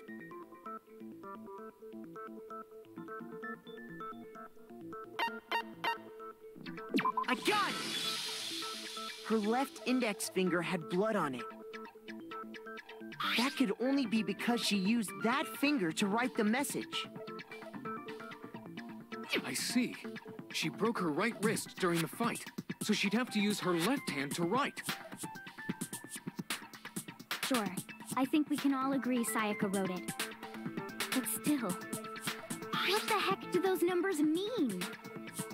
11037? Hey, Chihiro. You're a computer nerd or whatever, right? You should know all about numbers and shit. No, that's not... Yes, I'm a programmer, but I don't see any kind of meaning in these numbers. Of course. It's because they're not numbers. Oh, yeah, it looks like... Huh? What? No, it's just... look at the numbers, assuming they're not numbers. Don't these first two, 1-1, look less like two numbers and more like one letter? Ah, you're right.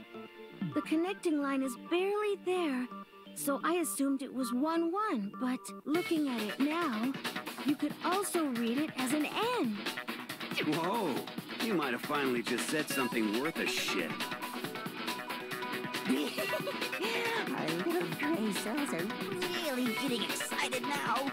But even if that really is an N, N037, doesn't make any more sense than before.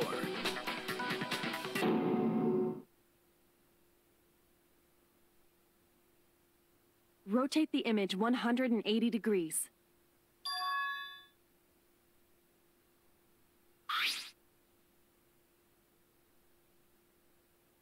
Oh my god.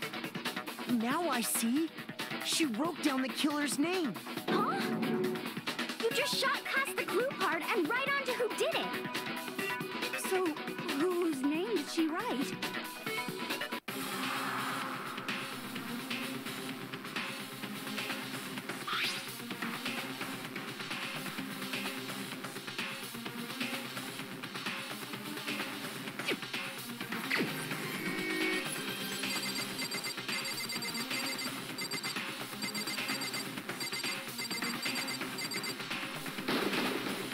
Here's my answer. The key to solving this mystery was simply to rotate the writing 180 degrees. If you turn the message around, it becomes the letters L-E-O-N. L-E-O-N. Or more accurately, Leon. What the hell are you talking about? It's just a coincidence. It's just a bunch of random squiggles that happen to look like my name. No, it's not random at all. She wrote that message on the wall behind her as she was leaning up against it. In that position, she couldn't move to write normally, and had to write upside down, as it were.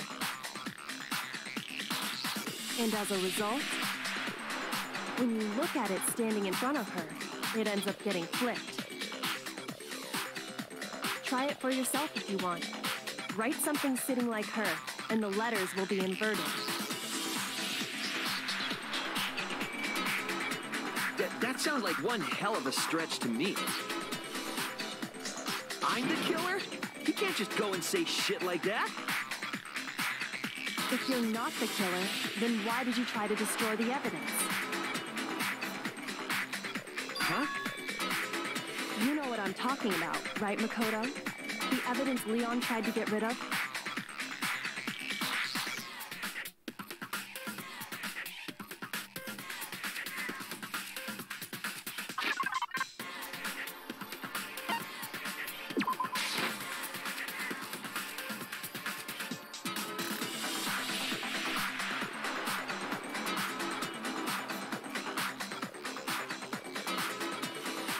Shoot!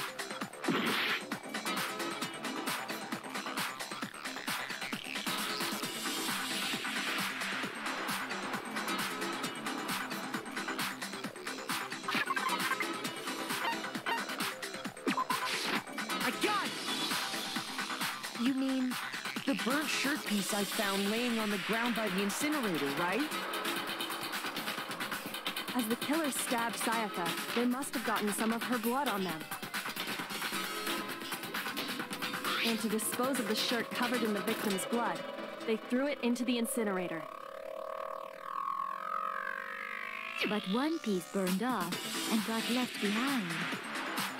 And the killer didn't notice. If they had, they most certainly would have panicked. Isn't that right, Leon? But is one scrap of fabric enough to conclude that Leon is guilty?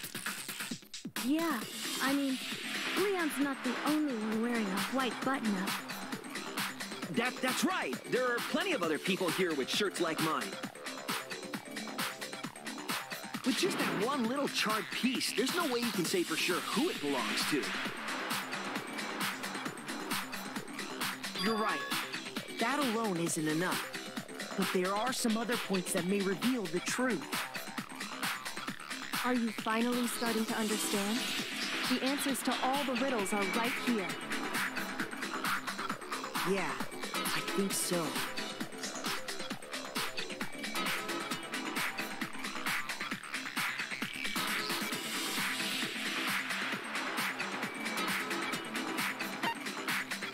I got it!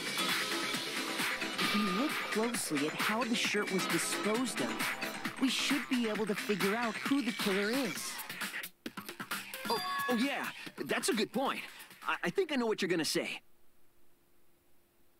You can't reach the incinerator without opening the gate in front of the trash room, right?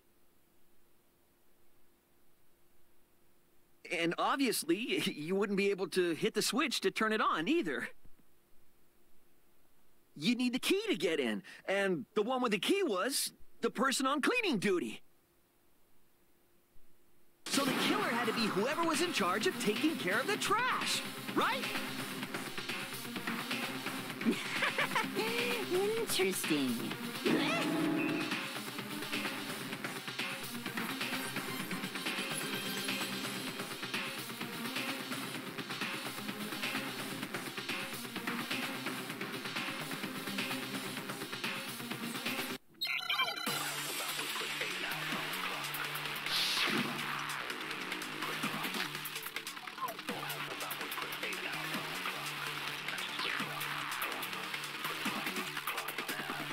The key to the trash room. Whoever was on cleaning duty must have had it, right? So the only one who could get to the incinerator was the person in charge of the trash?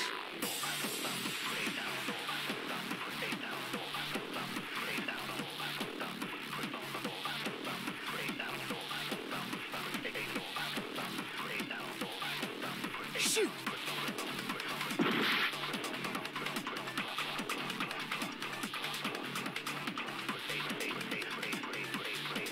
The key to the trash room. Whoever was on cleaning duty must have had it, right? So the only one who could get to the incinerator was the person in charge of the trash? And you'd have to get close to the incinerator in order to just... No, it's wrong.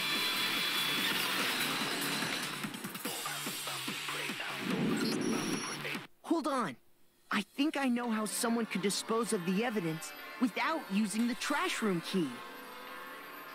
But if you can't get past the gate, you couldn't possibly turn on the incinerator, could you?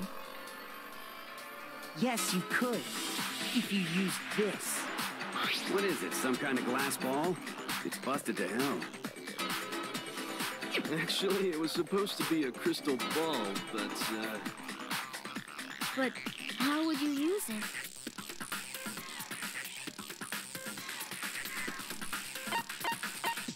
I got it! The killer simply took aim at the incinerator switch and threw the ball through a gap in the gate. All they had to do was hit that switch, and the incinerator would come to life. Someone threw a gap in the gate? Remember what you said before, Hifumi?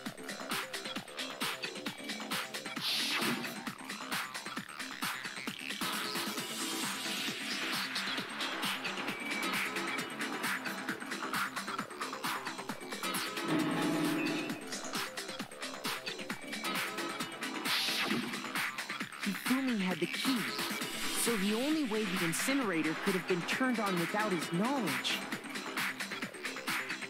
was because the killer was able to hit the switch without opening the gate. Once they got the incinerator going, all they had to do was ball up the shirt and toss it in. Hey, come on! What the hell is this? All you have to do is look at the scene to know that the killer never actually went inside the trash room. The shards of broken glass, the incinerator left running, the piece of shirt that escaped the fire. If the killer had been on cleaning duty, the evidence would have been taken care of much more thoroughly. Wait, no, just hold on. But the distance from the gate to the incinerator has to be at least 30 feet, right? The pinpoint accuracy you'd need to throw a glass ball that far and hit something that small. Could someone really do that? That's right! There's no way! It'd be impossible! Difficult, absolutely. Impossible? I don't think so. Because the killer is... I got it! Because the killer is the ultimate baseball star. Isn't that right, Leon? Do you have any idea how stupid you sound right now? A target 30 feet away would surely be little challenge for the ultimate baseball star. You can't be serious. I'm not the killer! These goddamn shipper brains have got it all wrong, I'm telling you! You still won't admit it? Okay then. Makoto, go ahead and review the incident one more time to make his crime perfectly clear. And with that, we can end this. Listen to me! What the hell do you mean, end this? Say what you want, Leon, but all the questions have been answered, and the truth has been revealed. Now here's what happened.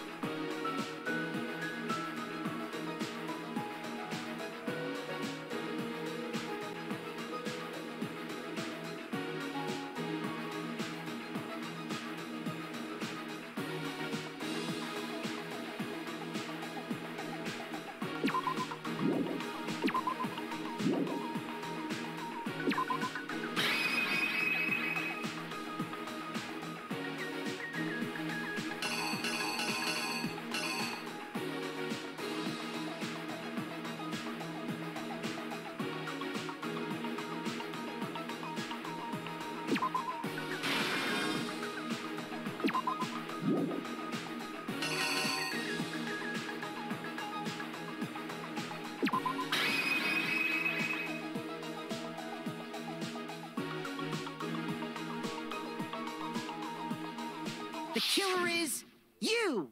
I think I'd better take one more look back at the case from the beginning.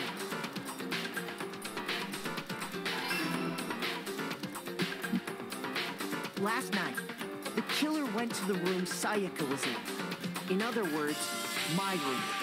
From what we can tell, Sayaka invited that person there intending to kill them. She attacked them with the knife she'd taken from the kitchen earlier.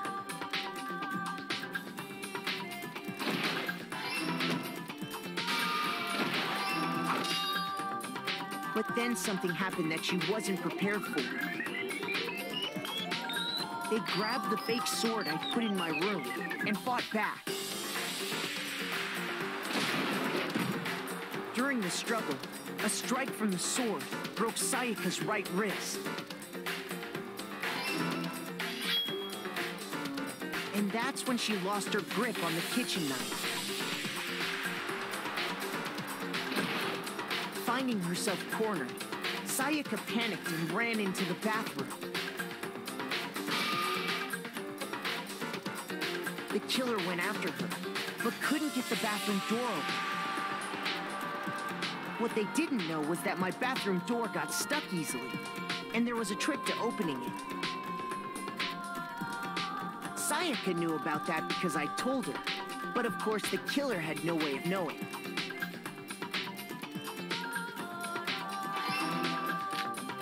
So instead, the killer forced the door open, took the kitchen knife,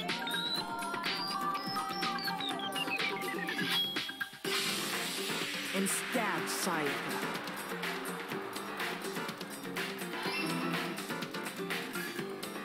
But with what strength she had remaining, Sayaka left a dying message. To keep the killer from noticing, she wrote it on the wall behind her.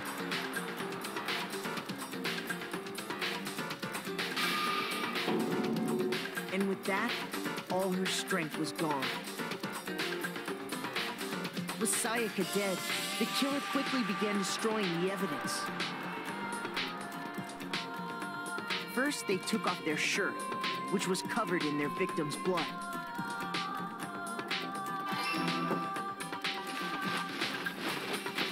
Then they took the lint roller in my room and cleaned up the entire area. They wanted to make sure they got rid of any trace they'd ever been there.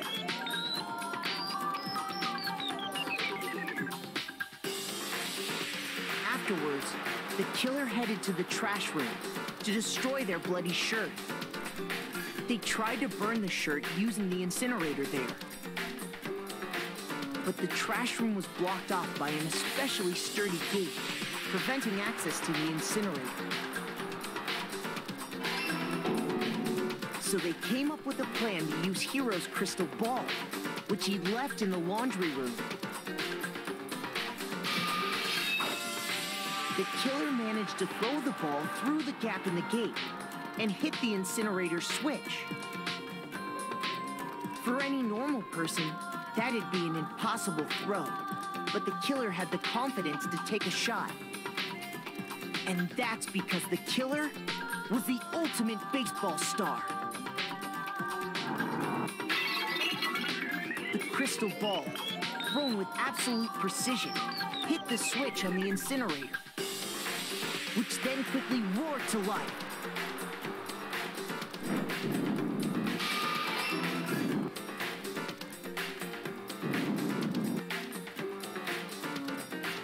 Having destroyed the final piece of evidence, they left the area with, I imagine, a sigh of relief. But there was one thing they missed.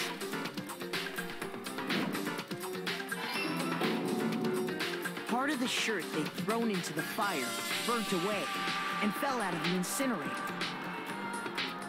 The killer didn't notice this, and so left behind a piece of indisputable evidence.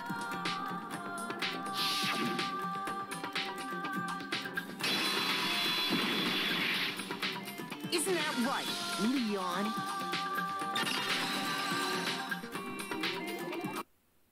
It would appear that Hiro simply forgot his crystal ball in the laundry room. You went there to try and wash the blood out of your shirt. And that's where you saw it, right? Seeing the ball, you thought of a way to take care of everything. So, Leon, do you object to anything that's been said? Do I object? Hell yes, I object! Of course I do! I object, I object, I object! I mean, all of this is just a bunch of stupid theories. You need evidence. Where's the evidence? Without evidence, it's all bullshit. It's bullshit, and I refuse to acknowledge it. Well then, I guess this is as good a time as any to present the evidence that proves you did it. Makoto, I believe you're in possession of that evidence.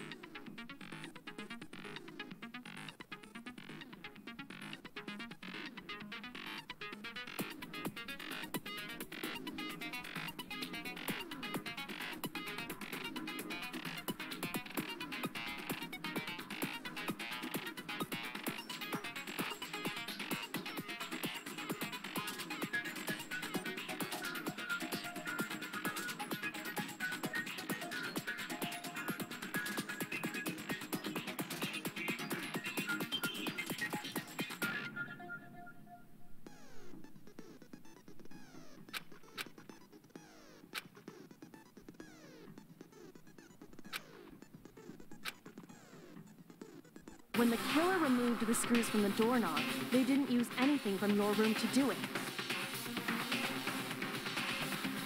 Instead, they must have used something that belonged to them.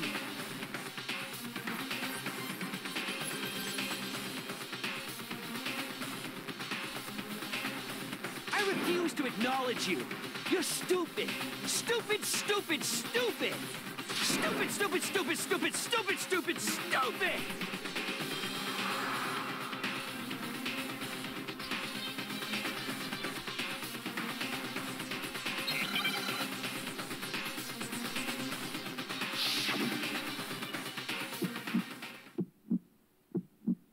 Where's your proof? You kidding me? Not a chance. It wasn't me. Stupid. You lied. Stop talking. Shut up. Where's your proof? You kidding me? Not a chance. You lied. Shut up.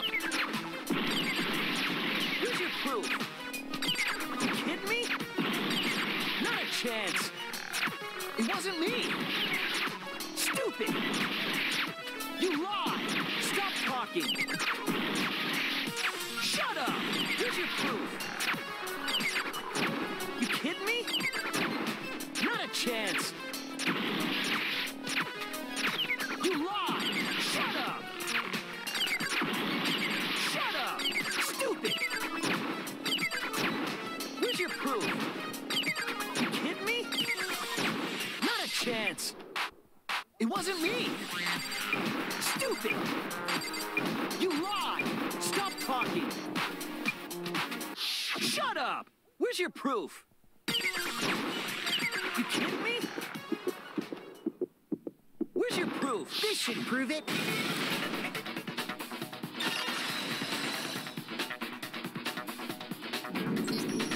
The screws on the bathroom doorknob were removed. I wonder what kind of tool the killer used to remove them. I mean, it had to be a screwdriver, right? Oh yeah, I'm pretty sure the toolkits we got each had one inside. That must be what he used. There aren't any other tools anywhere. But the toolkit in my room had clearly never been used. That's because the culprit didn't know it was your room. They thought they were in Sayaka's room.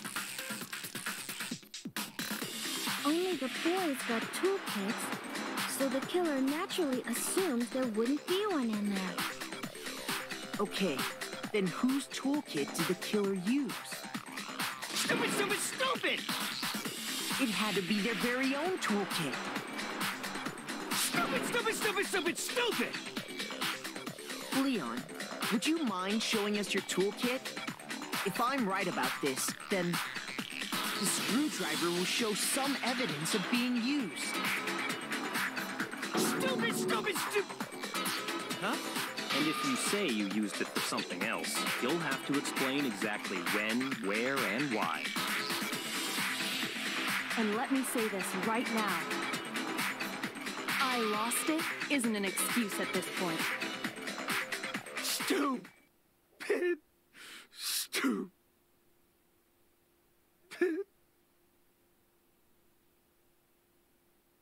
So, you have no rebuttal? Then it would seem we are finished here.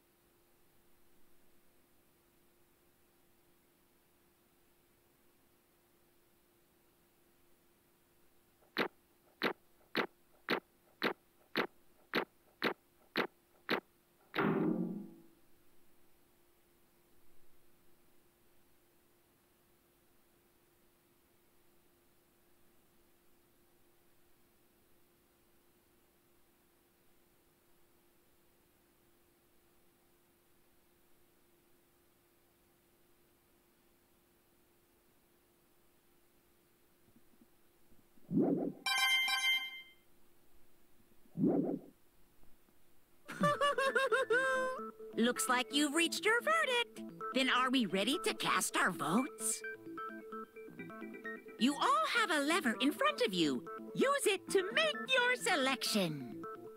Oh, just to remind you all, make triple sure you vote for someone. You wouldn't want to be punished for something so minor, right? Okay, then let's get excited! Who will be chosen as the Blackened? Will you make the right choice or the dreadfully wrong one? What's it gonna be? What's it gonna be?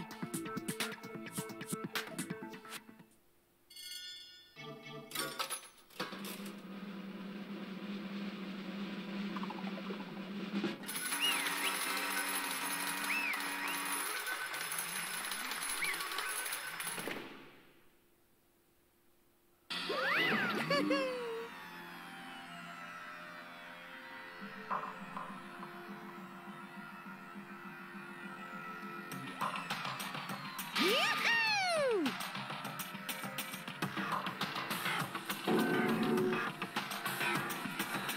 Huh? Hey, hold on.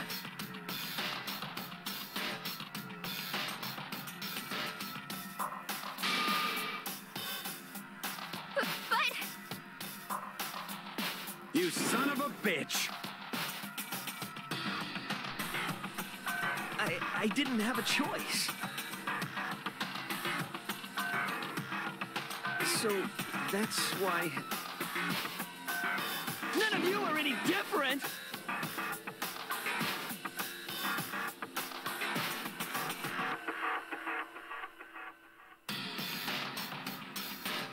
I was just... unlucky. That's all. Hey, come on!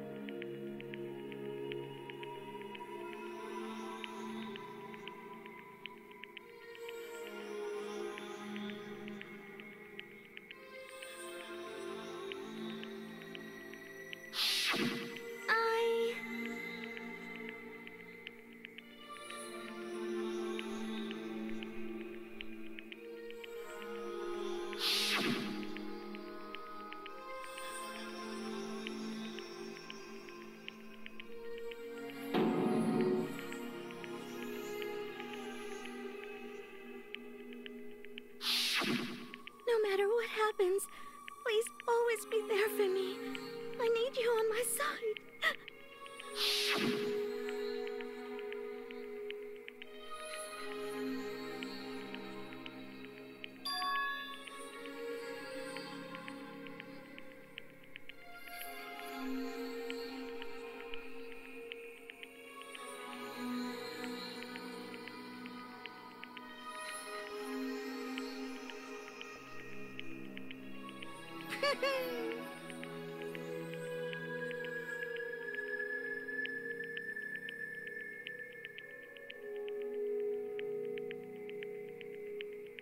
Ba-bum, ba-bum.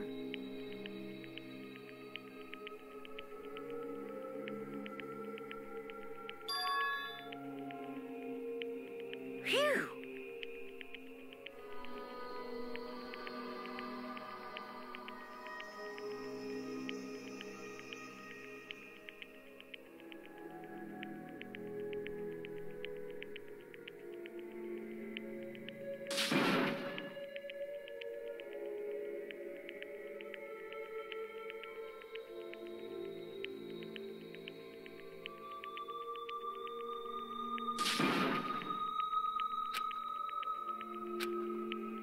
That's enough. Calm down. Ba-bum, ba-bum. Yes, indeed. Punishment? You mean execution? Wait a second!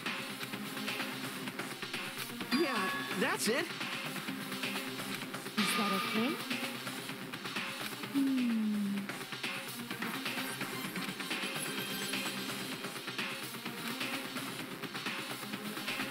Do you understand? So... Oh!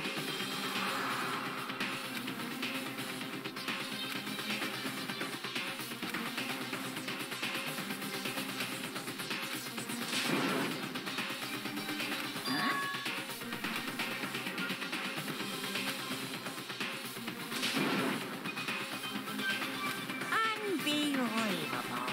Hey,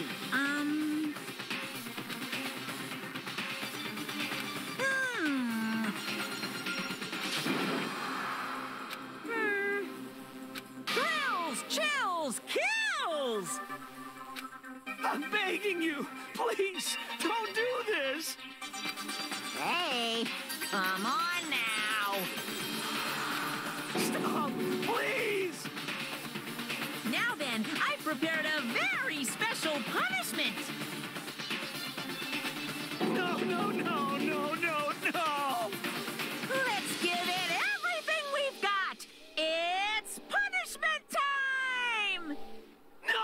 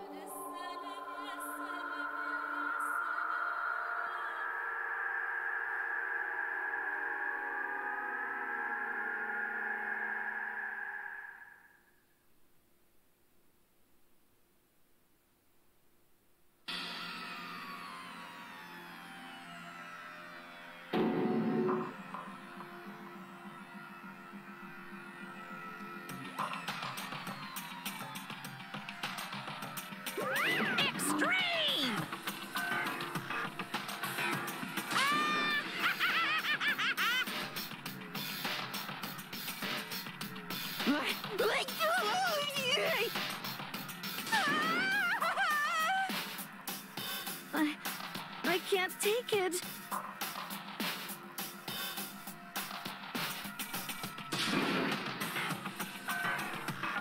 Well?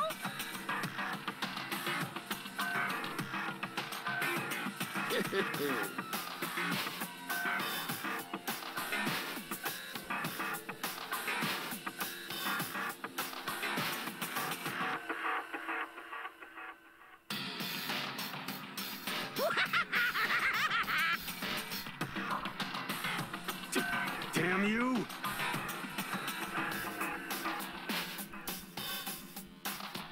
What the heck?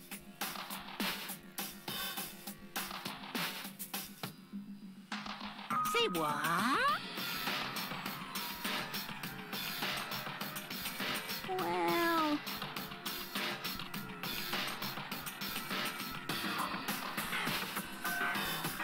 Hey,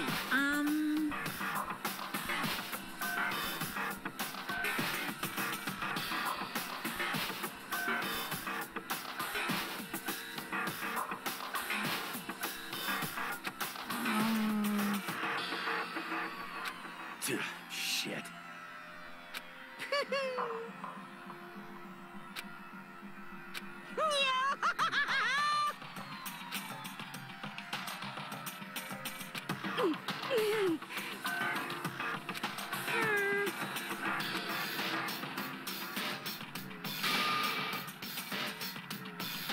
What does this mean? Hey,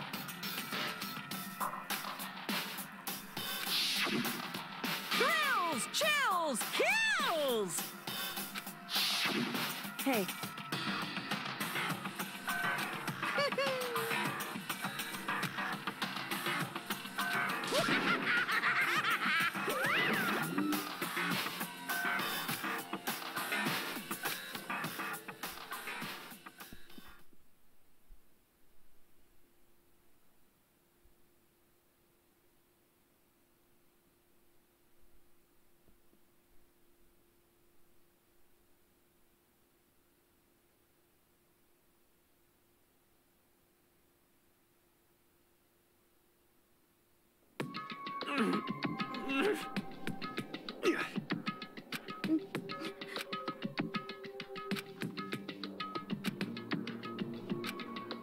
Just a second. Makoto.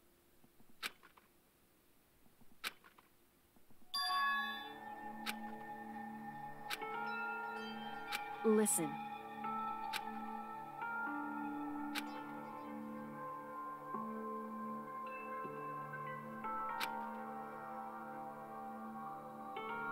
It's true.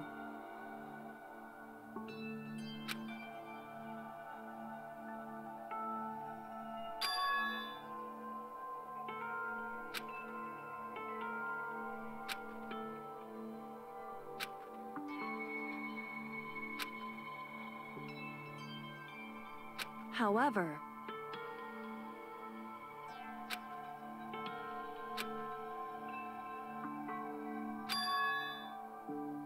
so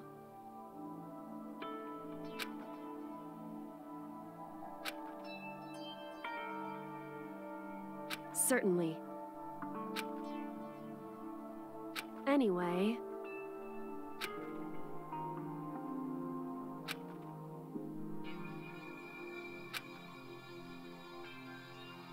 right.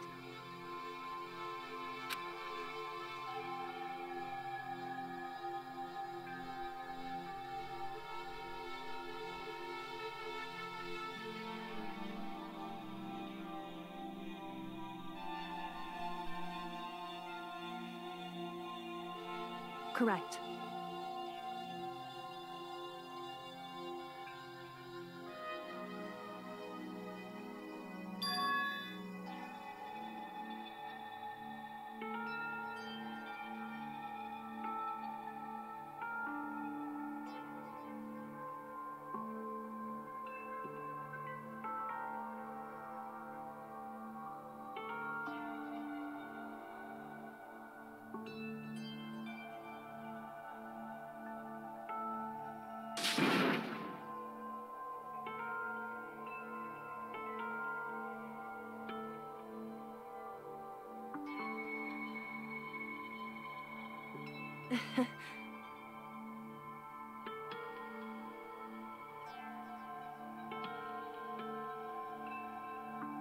Hey.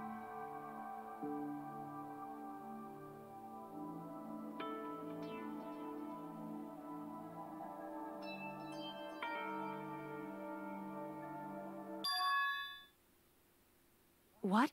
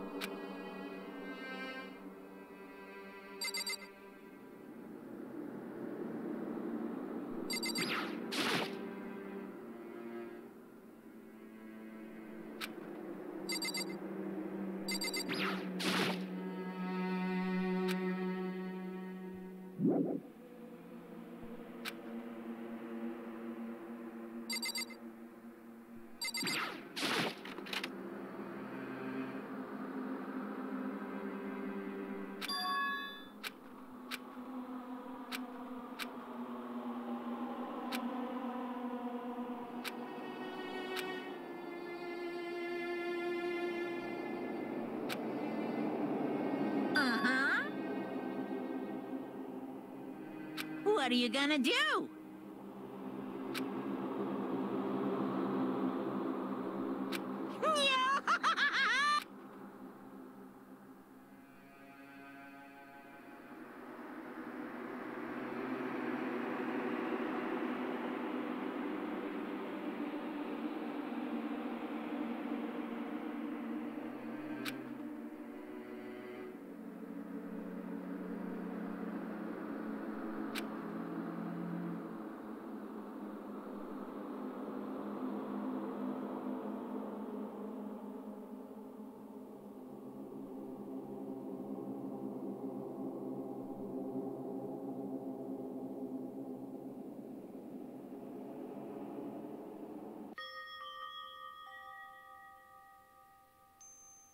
So,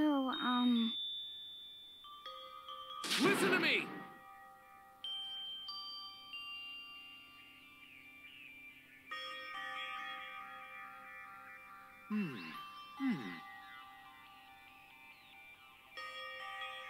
Ha ha ha ha!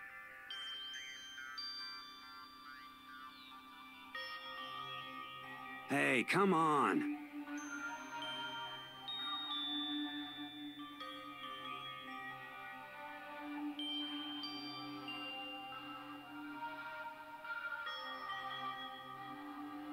I see.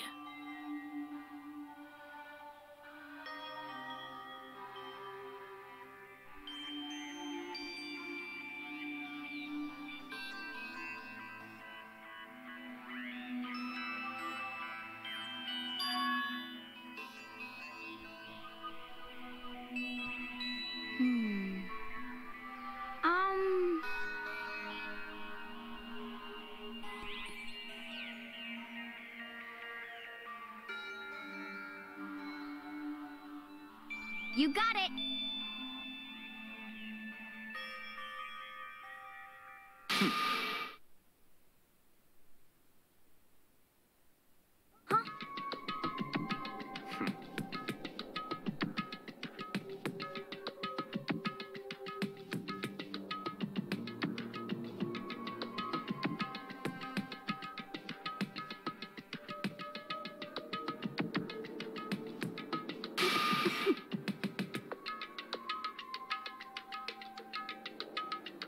Well...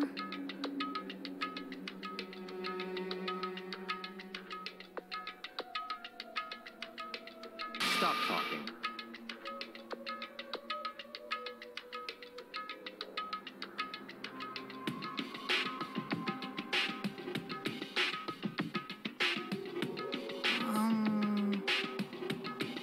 Are you okay with this?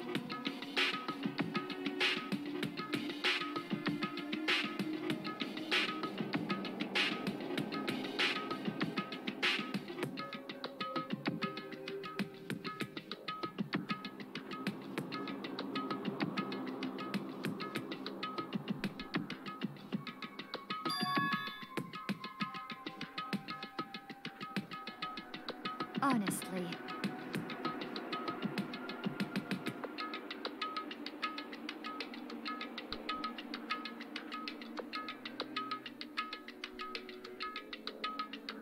So then...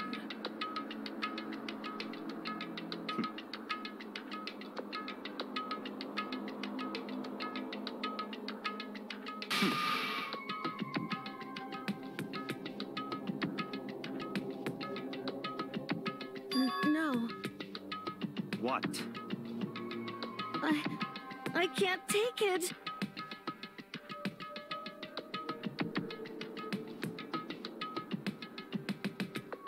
Huh? It's because...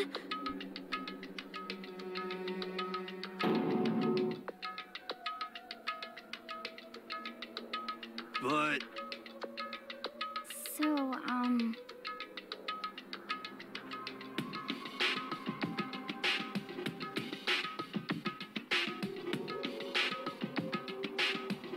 So it would seem.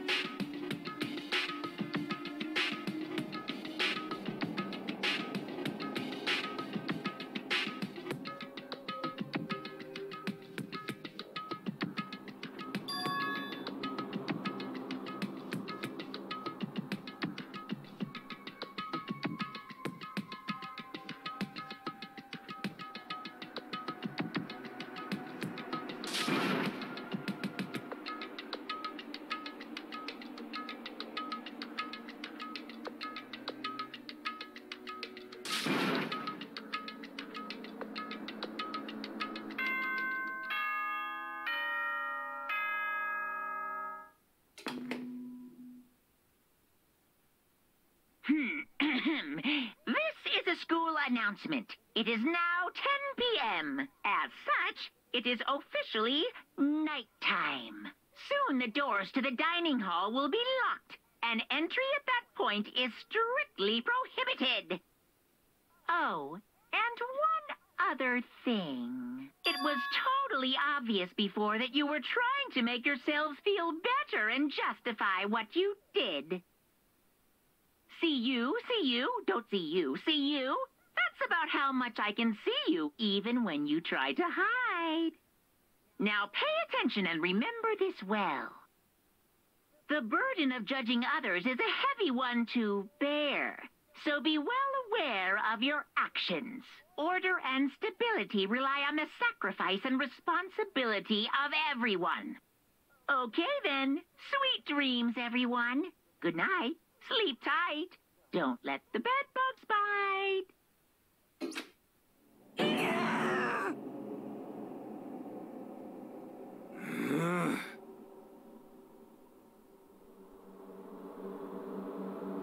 Don't fuck with me.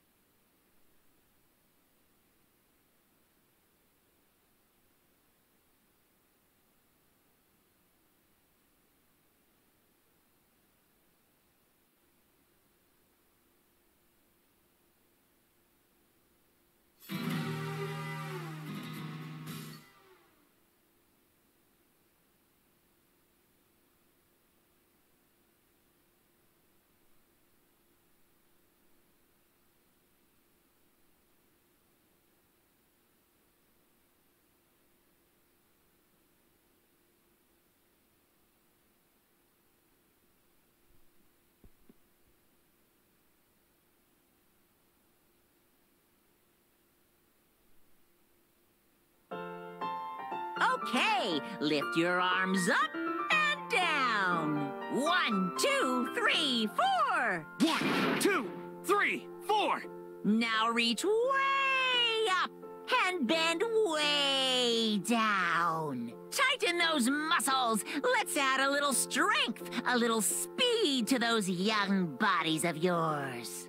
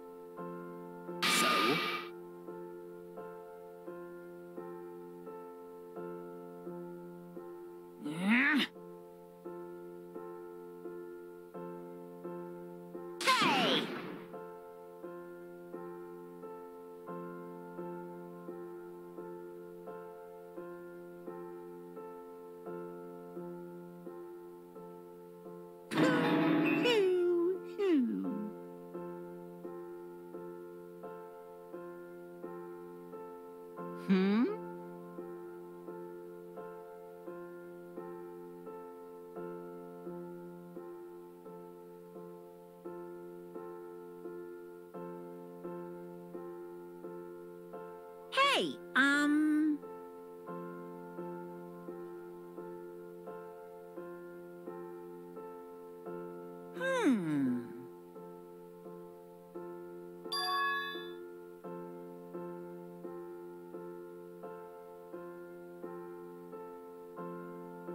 What the heck?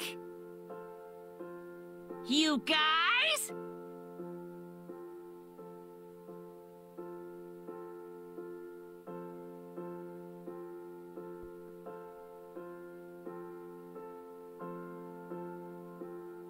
Very nice.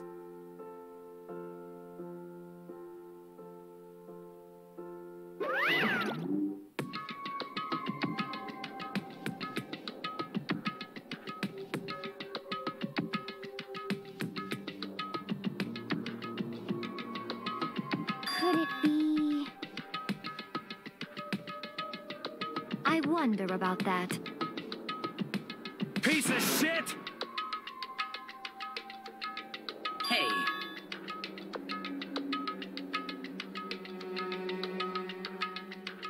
You hear me?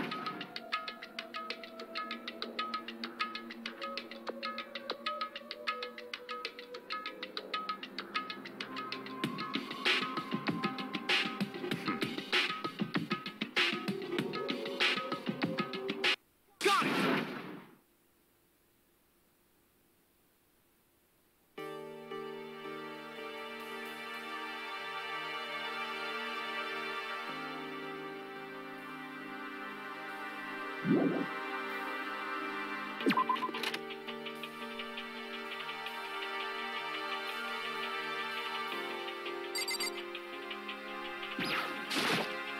What the heck?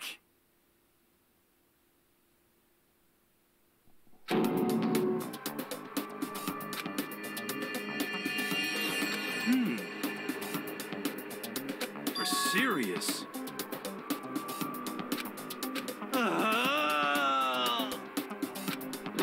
Let me out of here!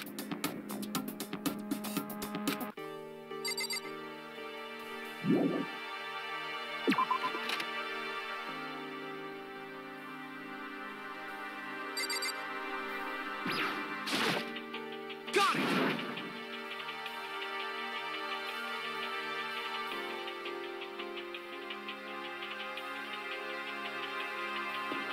You hear me?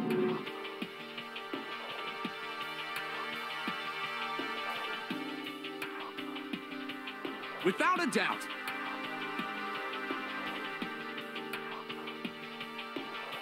You understand?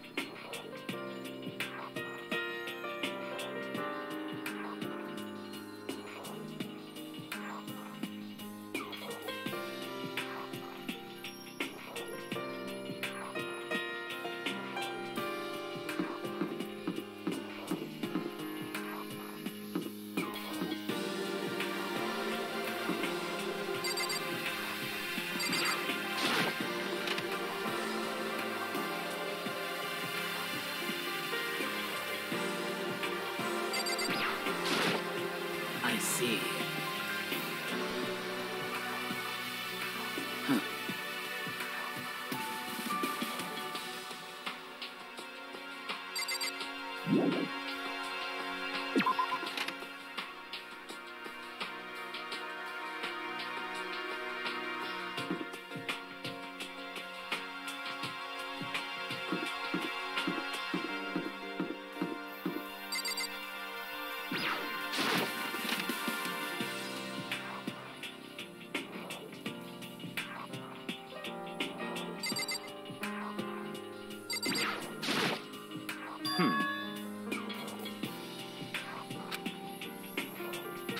stop talking.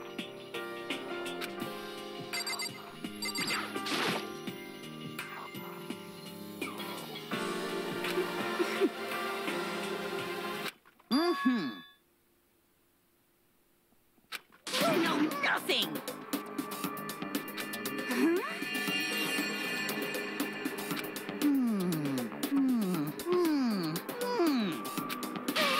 What the heck?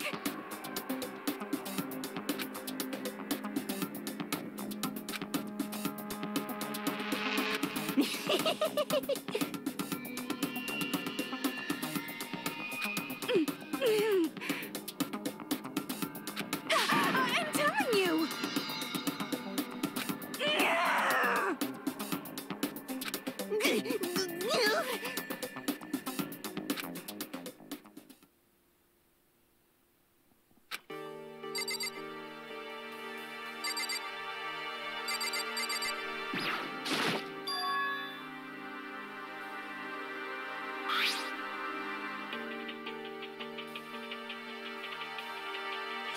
So...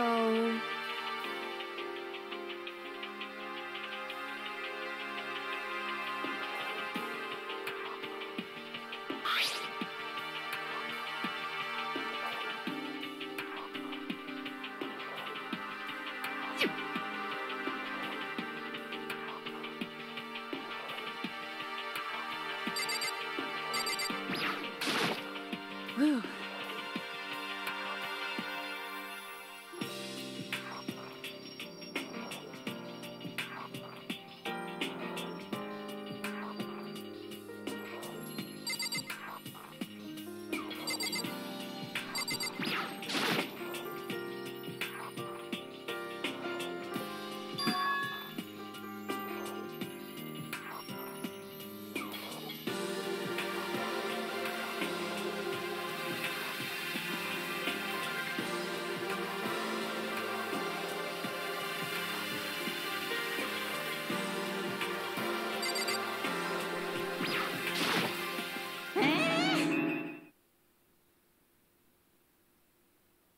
Damnation!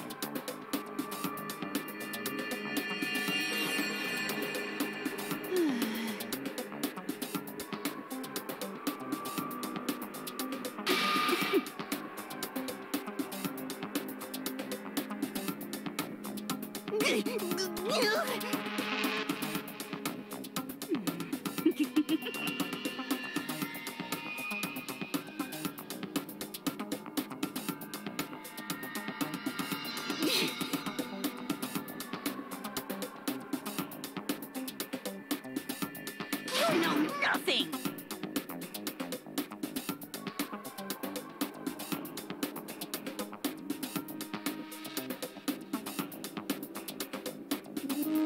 Here we go!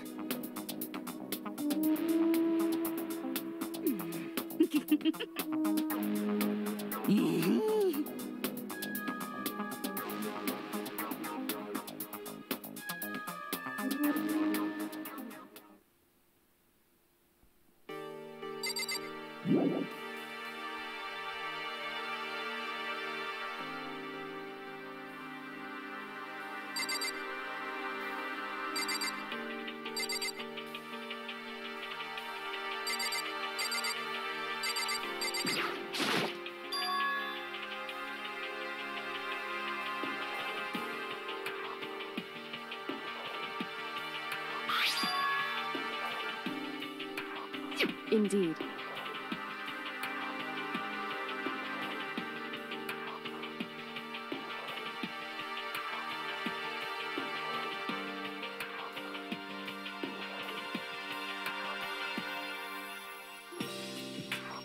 Is that right?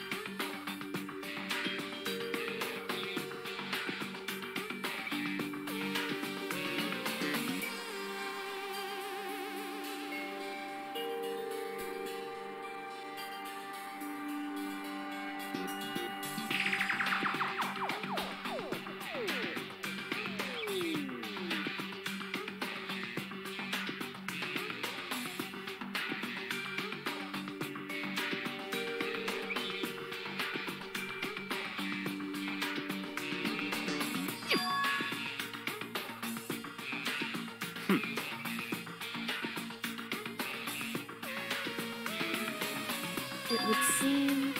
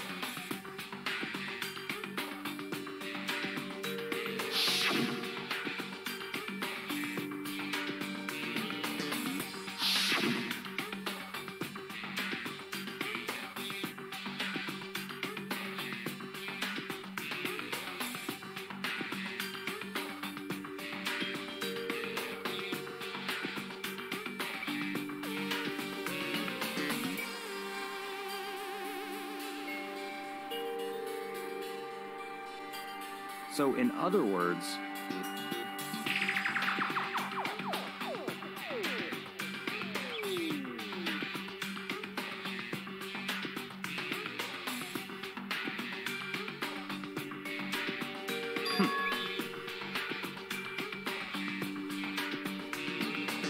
However,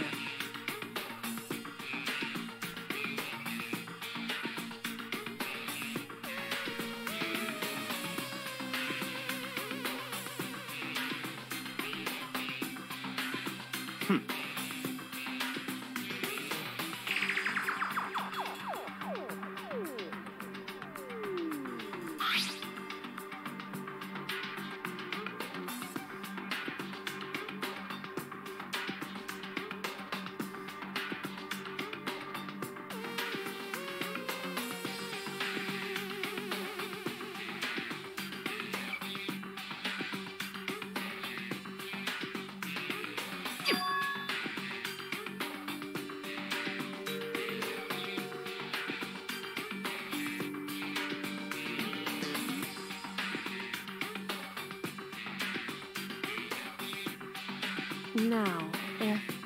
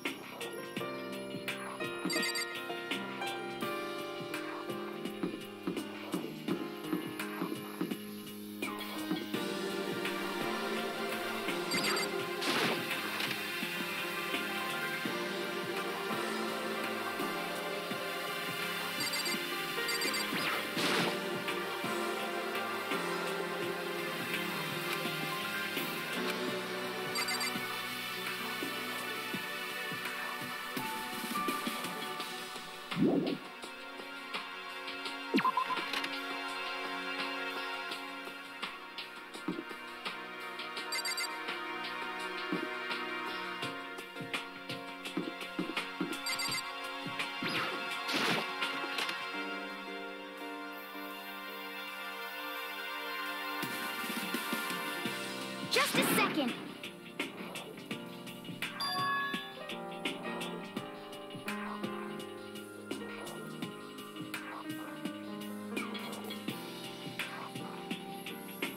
Okay.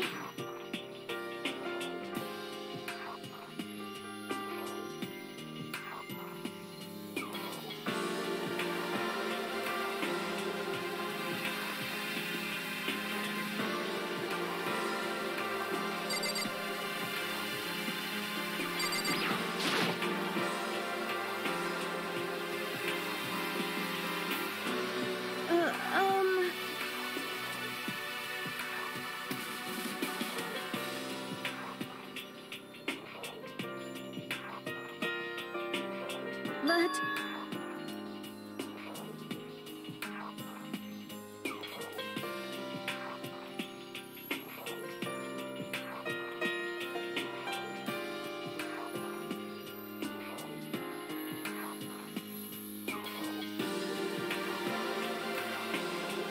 Yeah.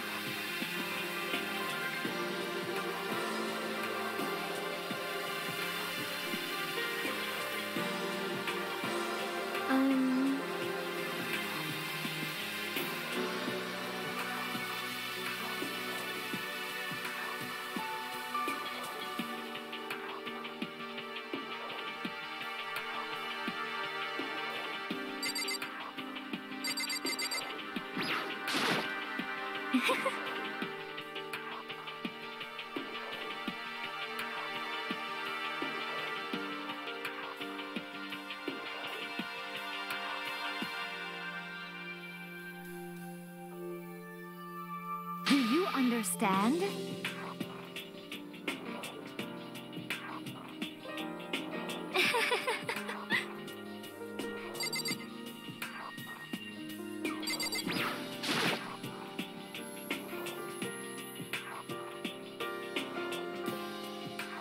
Yeah!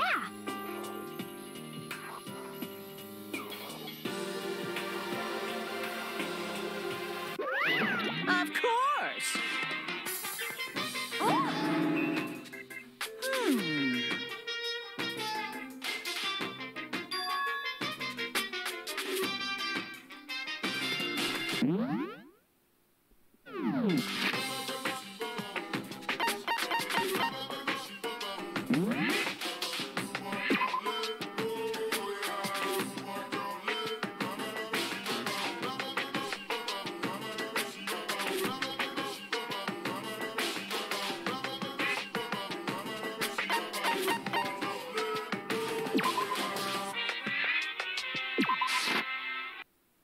Danganronpa.